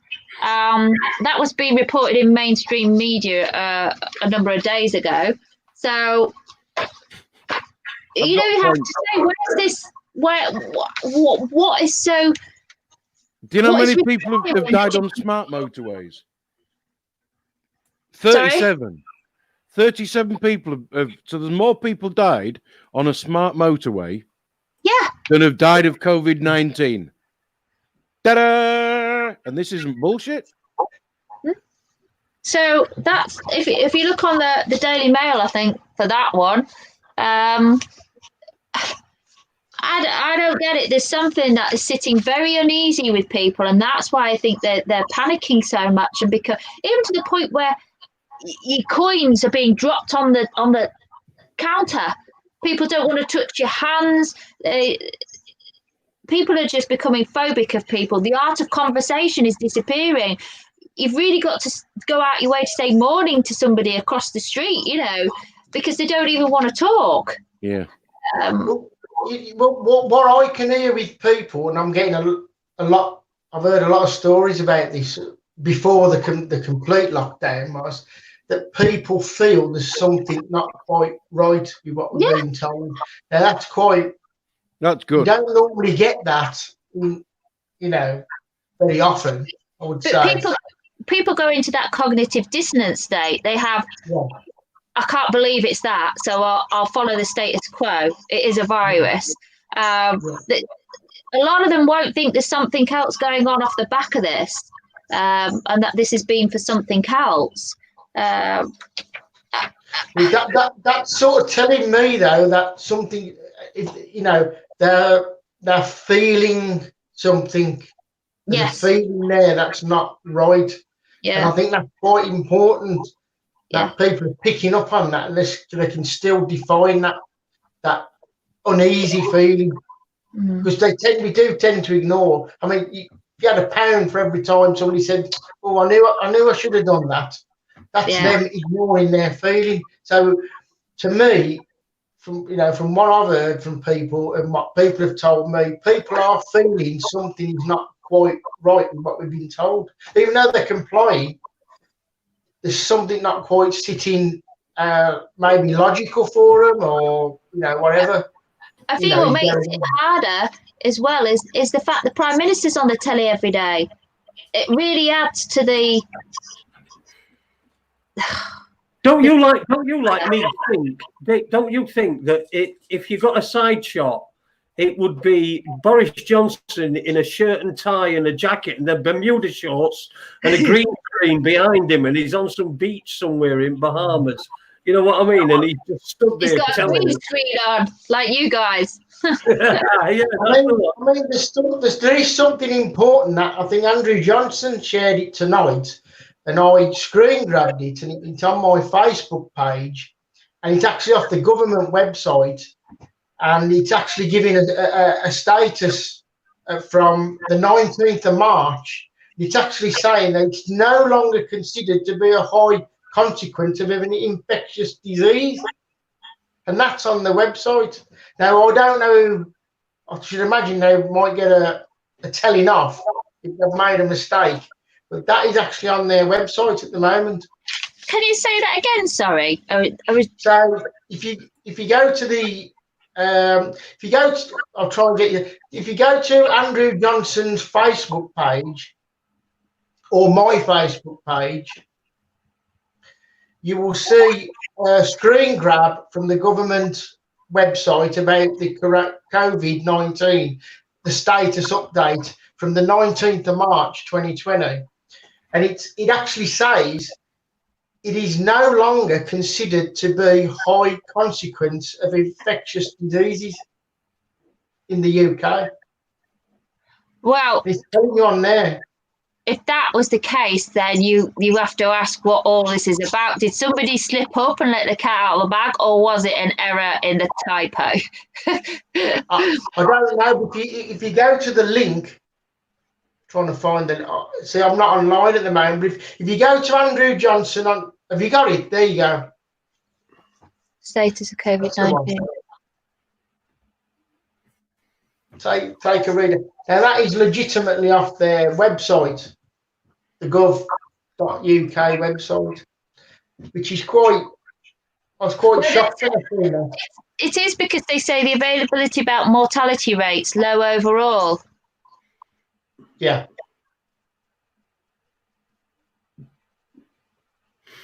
Well, that is very interesting then, isn't it? Yeah, I mean, and that's from the website. Has anybody approached them formally to get a response? No, I mean, that was only posted a couple of hours ago. Right. But that again, if you're going to read that, it's not going to make any sense at all, is it, with the reality of what's happening at the moment? Yeah, that's your needle in the haystack, isn't it? So, and I like I put underneath that is, I wouldn't want to be the person who's written that out. Is that still current? Is that still current? That's live on their website right now. Well, it was right now, 2 hours ago. Right. I think there should be a lot of people, including myself, that needs to be checking up on that and keeping a tab on that with the Wayback Machine. I'll send you a link to that. I'll send you that picture back. Well, I'll send it to Adie, and Adie will send it to you, because we have to have an intermediary. We're not allowed. We're two different agencies. are not allowed to communicate with each other without an intermediary from a third agency, the Ade agency. Ade agency. I just want to read one out. Apple Charlotte, did you see the absolute fuckers at the Oscars or the Golden Globes where they were randomly injecting celebrities with the flu vaccine? No. Yeah. Right. That's on Apple Charlotte's just put that in the chat room. I mean, right, I've just had this through a text message. Just come through on my phone. Mm-hmm. Let's see if we can just get anything on it. There you go. UK girl. Oh, I got that this morning. Yeah, I got that. My son got that half an hour before me. Yeah. We're in his van on the way up, and I got it. Yeah. Well, I don't get it. I didn't have to stay in until just then, and now where is you lot up to? Whereas I didn't have to. Now I've got to do like you lot. But clearly, Jason, you're much more important and should be allowed out for longer than we should. So now all we've got to do is just confirming you've got a text message that you've now got to go and be your own prison officer. Yeah. Yeah. It's well, Eddie did put earlier on, it did put earlier on, and he's been posting quite a lot on Facebook that we've just become a Category D prison. Yeah. That's it. We're an open prison. That's what we are. If we've got what's the word when someone gives you, if we've got permission to go out, we can go out. It's like being on a psych ward. You're voluntary. You can come and go. Whereas if you're involuntary, you can't. Yeah, unless we manage to get you out after 26 days anyway. Yeah, well, that's another complete other story. Just had it myself, says Lion Share. Yeah, Annie Logical did the lead work. Thank her. Logical Annie. I don't know. I don't know what I'm supposed to be thanking her for. She's completely blocked me, so I don't know what it is. But if you're talking about coronavirus and 5G, I'm not sold on that for a start, because it's David's Mark Steele that's pushing that, and I think all it is, it's just trying to keep his 5G thing in. He's trying to link it so that it can, it makes 5G more. It means that he's going to get more donations, shall I say? Yeah. My only thought with the link with that was, we know it's going to happen with the fuel next. It's going to be, we need to close some fuel wells down because we don't need as much petrol or diesel anymore. Then it'll be, because of that, now all these people are starting to move around again. Oh, God, they're going to have to buy electric cars that are going to be hooked up to the 5G grid so that we can switch their money on and off and switch their cars on and off. And we can impose a curfew by making sure that their cars won't move during the curfew. That's the only link that I can see between what's going on and 5G. Well, it doesn't have to be an electric car, does it? I mean, there were that case where there was that woman who was driving, I think it was in Wales, one of the motorways, M58 or something like that in Wales. And as she's going along, a car just stopped on a motorway. And what had happened is they cut the power to the car because they'd missed a payment on something. I think they were leasing it. And supposedly they'd missed a payment, so they cut the car, and she was in the car with her child, and they just stopped it. Stopped it dead on a motorway. What type of car was that? Because I kid you not, I was scared witless on Sunday. Karen was with me, and we were going down the A1, 65 miles an hour. As you know, A1 is 2 lanes. There was no hard shoulder.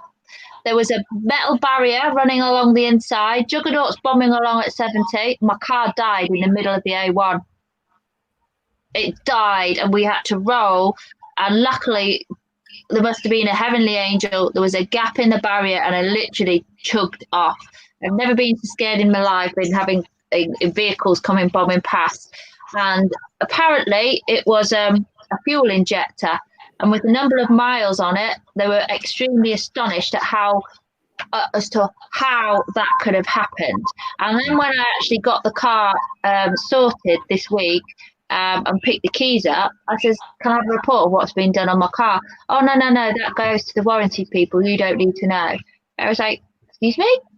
If you have an MOT, you get a report. If you have a service, you where's my report or what happened to my car? And if we've got modern cars now and they have telematics and all that sort of thing, that's very concerning with what you've just been discussing about. If that's what they can do to people and just stop their right, well, listen, I'm going to screen share now, and I'm going to show you. It was in Ireland. Sorry, but what they can do in Ireland, they can do here. It was Renault. Now let me just. I'm going to screen share, which takes up quite a bit of stuff. But an application window. Just while you're doing that, I'm just going to read one that Webby's just put up. Gareth Ike posted today that 5G masts are going up in Coventry today, and so whilst it might not be directly linked to the COVID thing, I think the COVID thing is being used to cover up a lot of things, like Prince Andrew being a dirty bastard paedophile fuckwit, and 5G masts going up and stuff. You know, it's not just the direct things that it's impacting; it's the other stuff as well, isn't it? Anyway, go on, Jason. Can you see that? That to me, it's very scary. Wow. And all that sort of control is going to be easier with the 5G grid, no doubt about it. And people are going to be begging, my car can drive me home when I'm pissed. Yeah, fucking great. That's only last year as well. This is last year. So, you know, you don't hear stuff like this, do you? You know, in fact, you don't get to scroll it around because it works. I'll stop sharing because it seems to have gone mad. I mean, mine literally on Sunday, 65 miles an hour, and chat with Karen, and it just went poof, nothing. When I didn't know what to do, because now I've got used to the fact we don't have keys anymore. It's electronic, and you press a button to start and stop your engine. And literally trying to press the button to start it, nothing. Died. And it's only done, 25,000 miles on it. So we know this stuff can happen. Shocking. You know. Yeah. It's shocking. I mean, where do you think this is going to end? Or are we going to be? It's going to end in total destruction. That's what it's going to end in. It's going to be ending total destruction. I saw a picture on Facebook the other day, and I thought maybe not after this, not this particular one, but at some point this is what's going to happen. And it were a picture of some caveman, a kid who were dressed as a caveman, and then underneath it said next year's school photos. You know. Because that's exactly where we're going. It's got to end like that because it can't keep going as it's going because there's a finite amount of stuff, you know, and this is just so greedy. It's like remember Never Ending Story and the nothing that comes along and it just takes everything, and they call it the nothing, and it comes along and it takes everything, and this is what this is, and they've come along now and it's taken away. I'm sorry, it looks like on the thing, it looks like I've got dark glasses on like Mark Steele, but I am promise you. They're just readers. We think you look cool. Off the internet or bitten and bargains. I can't even remember. Own bargains, quid. It's got to end in complete and utter destruction. That's the only way. Whether we divert it now. We're just an inevitability. We're leaving an inevitability for the next generation. Yeah. Blood alone moves the wheels of history. That is a fact. History don't move without blood. Blood's going to be spilled. It's got to be. People are going to be stuck in. Just you wait until people are stuck in for a month, for a fucking month. Then they can't go out anywhere. They've got their kids running about because they're not at school. They're going to be going insane. They're going to be going absolutely insane, and they're going to be going out and doing what they want. And that's where, you know, I don't know what's going to happen from there.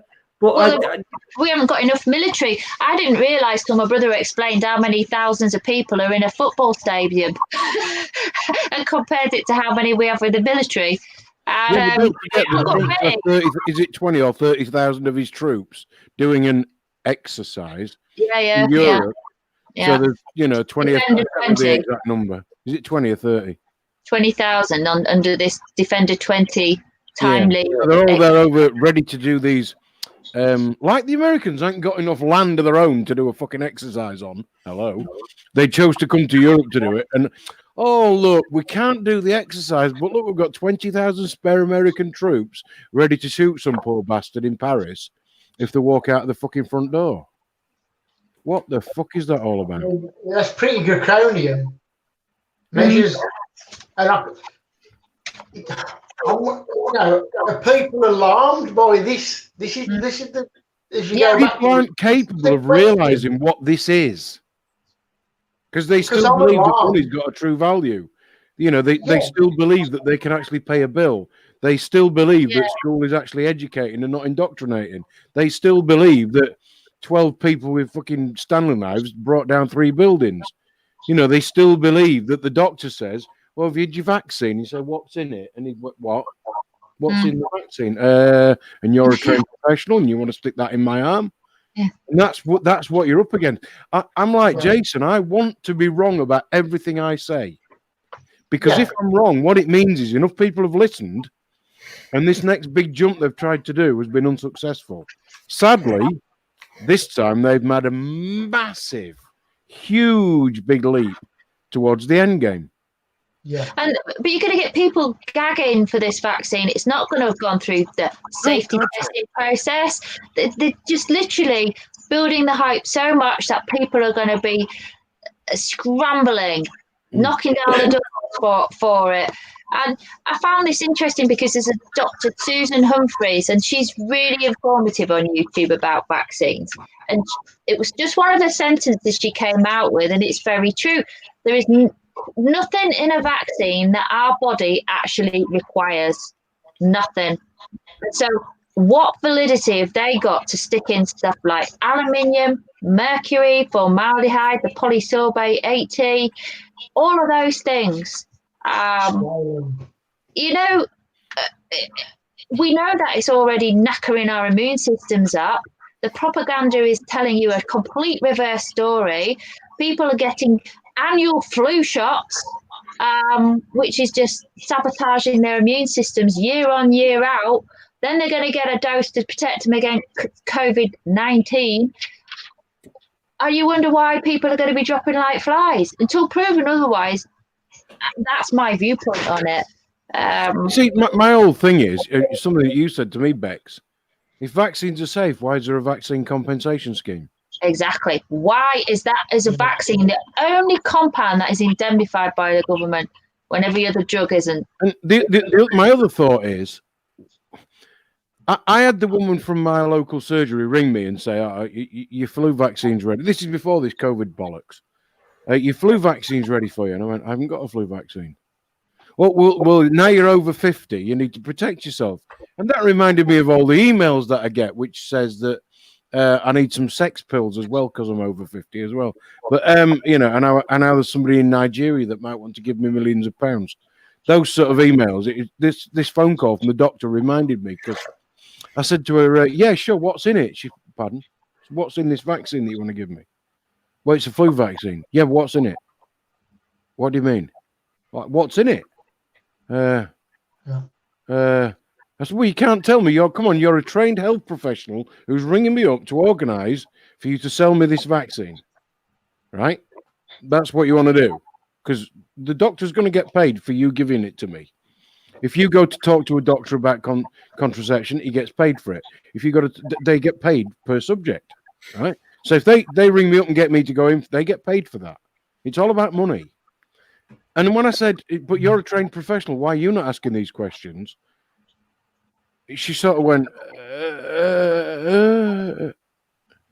and it's like nobody had ever asked her a question before. And that's how good the indoctrination system is. Even the people that are supposed to be trained medical professionals just repeat the shit. Repeat the shit. Again, the key is to have the questioning mind. Yes. From the other, and that doesn't seem to be as present as I wish it was, because if you're turning up to be injected with something, you got to own responsibility to ask questions. Be informed. I keep trying to bang on about this to people. You've got to be informed. And then, you know, it's free will, isn't it? If you want to go along and have that, at least be fully informed what you're having done. Exactly. I did actually say to the woman from the doctors, I said, and she was a nurse. She did confirm that she was a nurse. She said, well, yes, but you know, it's important to have a flu virus. And I went, right. I said, so you want me to have an injection for something I've not got? I said, will you be ringing me up next week to book me in for my chemotherapy? Yeah. What do you mean? I said, well, I ain't got cancer, but on the basis that you're ringing me up to have a flu vaccine, next week I'll be down for fucking chemotherapy, just in case I might have cancer. Yeah. It doesn't make any fucking sense to me at all. Well, that's it, isn't it? And sometimes, I mean, I don't know about you, whether you, sometimes we can get a little bit preoccupied with the crowd, you know, going along. That can, I feel really conflicted by that sometimes. But it's just trying to step out of that and trying to think back to, right, I'm going to take responsibility for me. Yeah, if you want to do that, good luck. You know, I do put information out and try and help people. But again, it's free will. But the thing that worries me most, and I think this has already been mentioned, is I don't want to be dragged under the bus with everybody else. Yeah, that's a good point. And that is my big concern. About the financial or whatever, the last thing is my right to refuse if I want to not have a vaccine. Yeah. But see, that's the problem. That's the problem. You've got that right under the legal system in this country at this time. But I feel that it will be for a very short time only. My friend and I in the NHS, 10 years ago, we were preparing for this. And drip, drip, drip, over the years, it's been coming. And if they do, under these powers, try to say it's mandatory, like other countries have brought it in, like the EU is planning to, people have got to start thinking, what is your strategy going to be to stop the government forcing mandatory vaccinations upon you? And when you start looking at that framework of what you're going to have to do to provide a stance against that, should they begin to try to impose that on us, Bex, what would you do? 17-2. Exactly, I know. We're planning for it. She found the law, bless her. I gave her, was it 11 or 13 books, and she's been wading through. We're supposed to be keeping that. But we're not going there at the moment. We're not going there at the moment. But what I'm saying is, as an individual, under the legal system, you have agreed to be bound by rules made by government. From giving your vote and putting an X in the box, you are therefore classed of unsound mind to make a decision, and so they're making a decision for you. And if they say mandatory vaccine, what are you going to use as your ammo to stop them giving you the shot?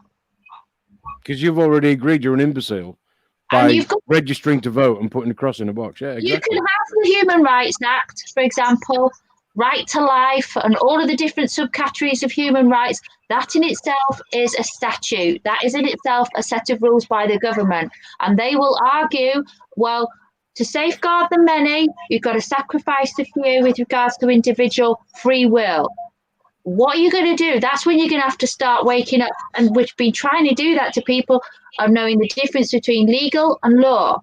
And then how are you actually going to abide by law and invoke your right to common law? How are you going to stand up in a court? How are you going to push yourself forward? How are you going to stop them taking your benefits off you if that's how they try to suppress you for saying, I'm dissenting, you're not going to want a vaccine?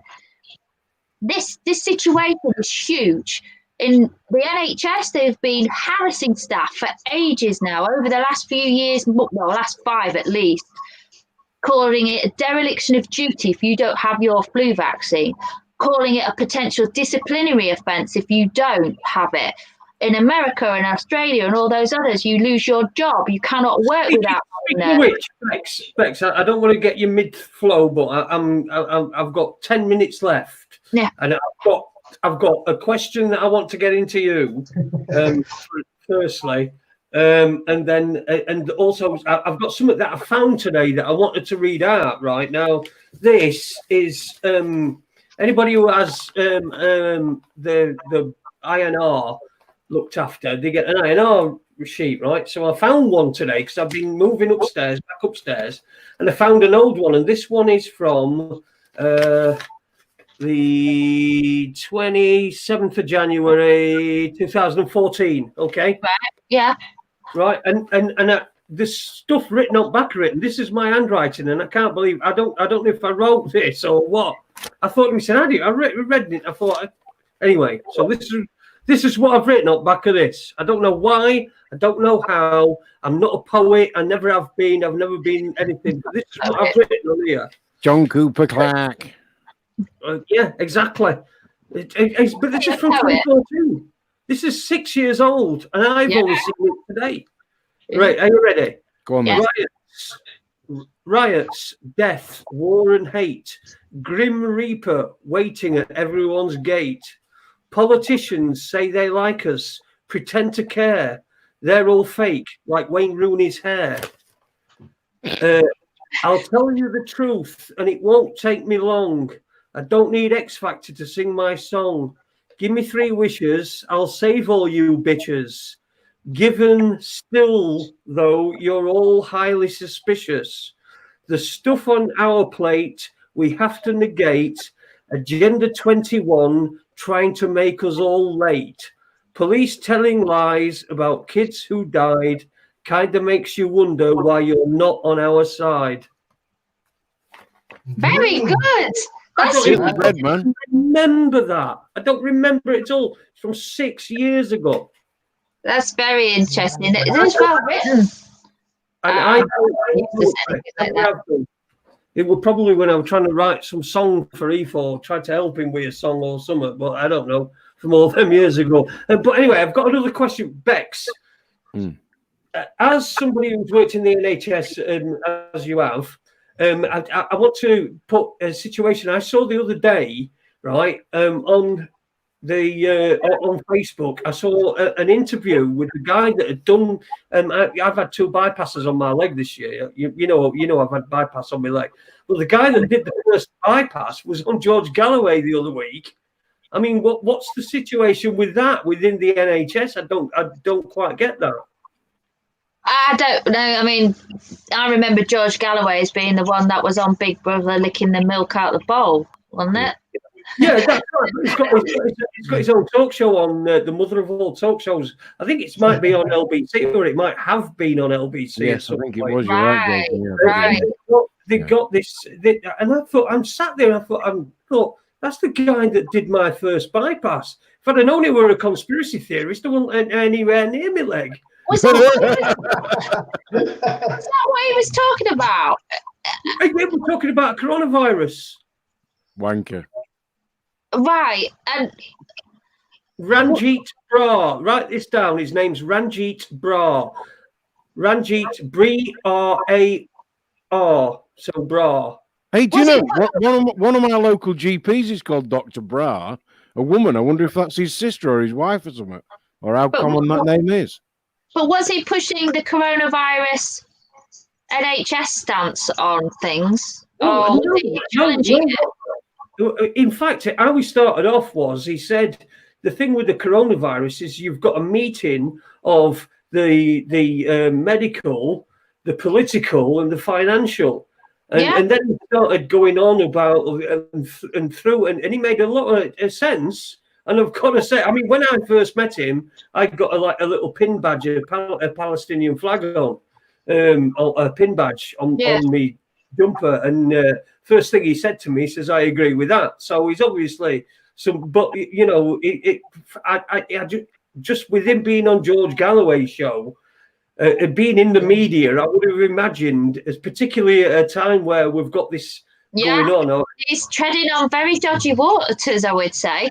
But UK Column did mention that there's a lot of people in the NHS that are seriously questioning government as to what they're doing with this COVID-19, and that nothing is ringing true with regards to it. But the thing is, if you're in the NHS and you start rocking that boat, you're not going to be in your job for very much longer. And as you quite rightly know, Bex, it's very easy for them to take away your license, your job, your livelihood, and your pension. Yeah. Because you've lost a lot, mate. It's Russia Today we're on. Russia Today, George Galloway show. Wow, I'm going to have to watch that because that's really interesting. Because usually you would have to have permission, really, if you were going on to discussing stuff really that has parallels to your working profession and your roles, responsibilities, and what's expected of you. So I think if someone's challenging what's going on with the COVID-19, I think great, that should be applauded and welcomed. But in the NHS, I don't think they would view it to be. If you're not towing the line, especially in his position. So yeah, I'm gonna have to have a watch of that. Yes, yeah, have a look. It's been on a few times.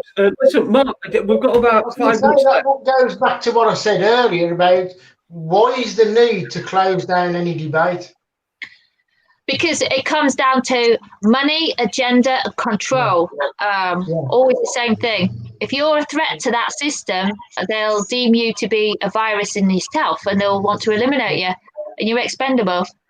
That's how it always. Yeah, but what I was trying to allude to is, which is, it's very telling, isn't it?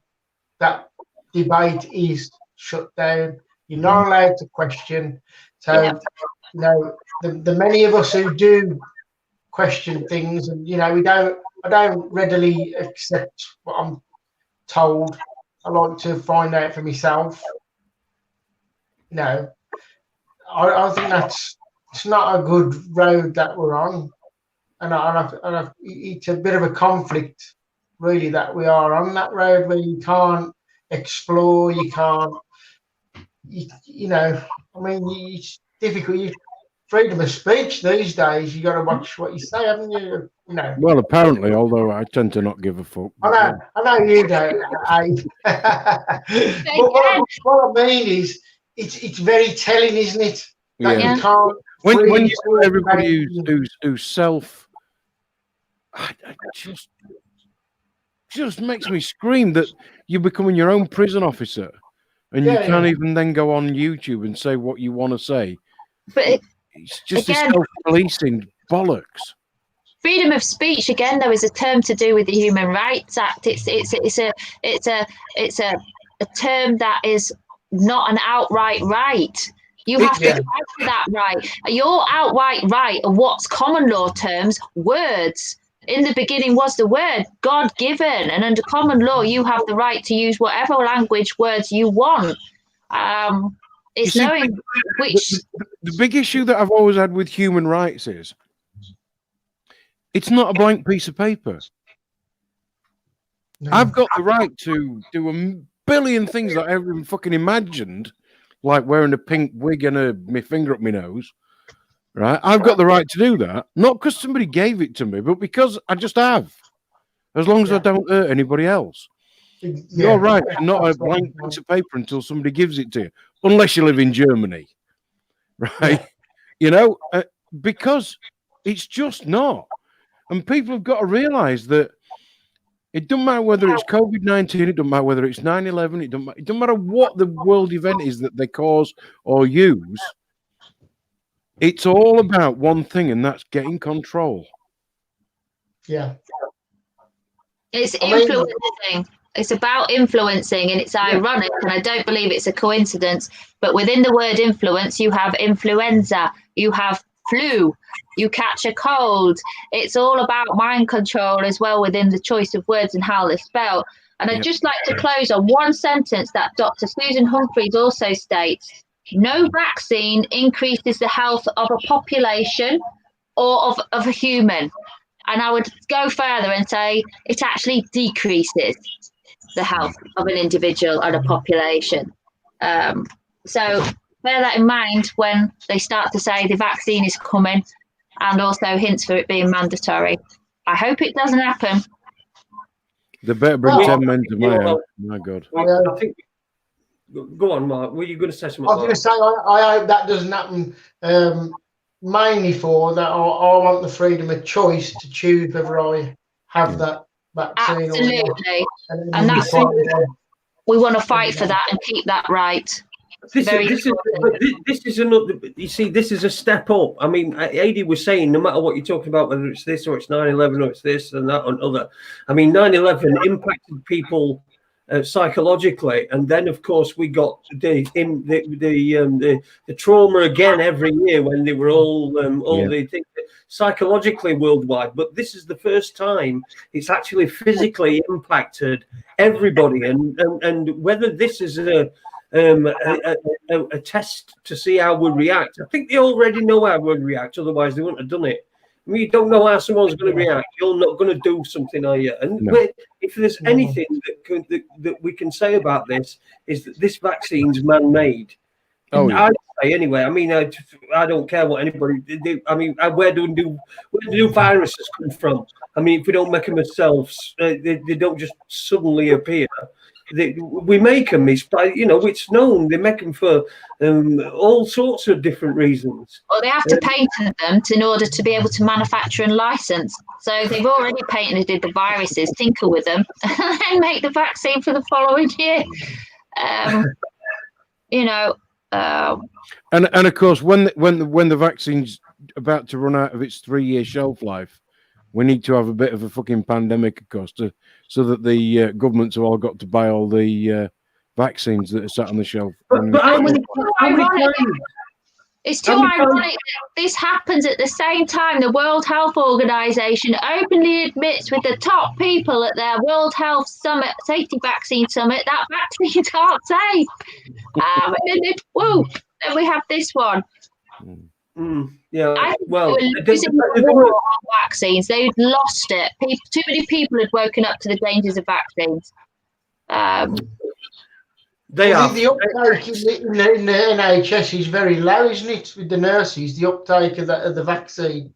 It is getting there now, but they're being incentivised with hampers and extra days leave and all of this. And also, they have to reach certain targets, otherwise trusts don't get as much money. So certain monies are ring-fenced from NHS England. It's not very transparent as to why they encourage staff to have vaccines. So when you start digging around and seeing how it is, to me it's deplorable. You'd never do that to a patient. You'd get sacked. But if you're a staff member, then the rules don't apply for informed consent with staff, do they? To me, that sounds like coercive behaviour, isn't it? Exactly, coercive behaviour. We've discussed this on the previous radio shows. To me, it's abhorrent. Trusts to get away with it, and the NHS to force this upon staff. It gets me very agitated. It's despicable. I think the best example that I could think of is when you've got people who are trained professionals in the NHS system who are repeating the shit, just proves how good the indoctrination system is. And a conversation I had with my son on the M1 on the way home from the airport this morning was simply this: if you were one of these Bilderbergers, these 13 families or whoever they are fucking clever bastards to design a system that is as perfect as it is, because it is absolutely perfect. And I'm sure within these 13 groups or whoever they are, there's arguing about who's it's not perfect because there's people like us. If it were perfect, yeah, like us. But it's a great system they've come up with. And even though you've got the Chinese bit pulling this way at the moment and Putin sat back letting it all fucking happen because he's just going to jump on it anyway, and all that kind of stuff going on in the background, this level of power that's well above government, and it's almost like a soap opera playing out. And that's what they're doing. It's like the gods looking through the puddles down onto the minions. And in one sense, it's fascinating. The bad bit is we're the poor bastards that are getting fucking trodden on as it's happening. Oh, they've got the added advantage of it's invisible. And when something is invisible, you've got mass fear instantly. Yeah. So. Well, anyway, I think we should. We've done 2 hours. I know Adie's been up for 2 days. Mark, I feel, Mark, as if we've really not used your we've sort of not used your powers as much as we possibly could, and I really want you to come back. We'll sort something out at a time. Come back and we'll definitely do that Flight 93 thing. Listen, when Jason says good night, don't go anywhere, Mark. Hang about at the end when we stop being live, and we'll have a second chat. All right, mate. Yeah. Anyway, even though I never come on to talk about what's happening, it's been a good debate and a good, learning. One good thing is that between the four of us, there are actually 4 similar but very diverse opinions. Certainly from people's backgrounds and experiences. And that's what it's all about, even though we're all part of this so-called alternative way of looking at things. Yeah. Four diverse opinions, but of course I'm right. We'll definitely get you on. We'll talk about Flight 93. I don't know if you did anything on. Did you do it on Val McClatchy's picture on there? I've not read it. I'm sorry. No. That paper was I wrote a few, as you said. That paper deals a lot with the telemetry data, which is very conflicted. And what I've tried to do is I've gathered a lot of info, and a lot of it is official, and I've brought it together. Have you had any help, or have you had any information from pilots for 9/11 Truth? In fact, I've used some of their info and brought it together with other info because it's very fractured, a lot of the information. And when you bring it together and connect the dots, it gives you a bit of a picture of what might have happened to the real flight. But there's a lot of data that it took me about 5 years with that one. Wow. We'll definitely get into that one. We'll have you back. We'll definitely get you into that one. Bex, very interesting. You'll be back, and no doubt, as this coronavirus thing goes on and on and on. I wouldn't be surprised if there's a show tomorrow night.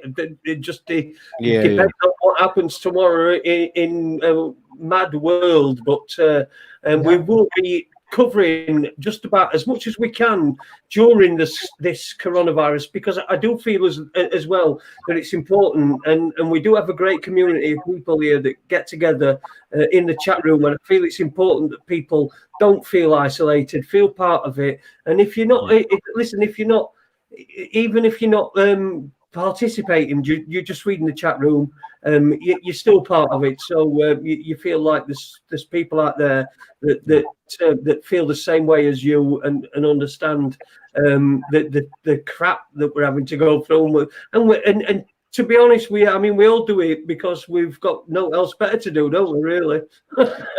Just one thing I wanted to say was that it is time of change. A lot of people are going to be losing their jobs. I could be one of them. Who knows?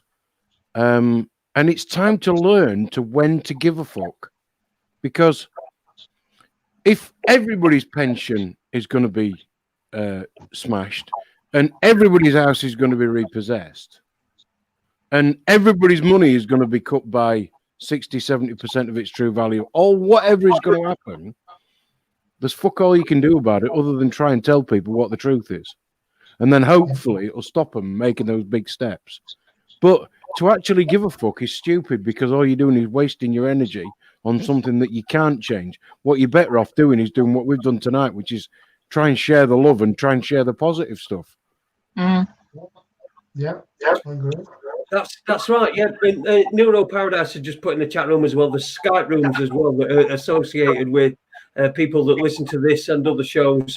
And so if you pop me your Skype details into an email, I'll pass them on to the people, and they'll add you to them Skype groups. And they usually I'll say, they're usually all right, and nobody has a go at you or anything. But normally.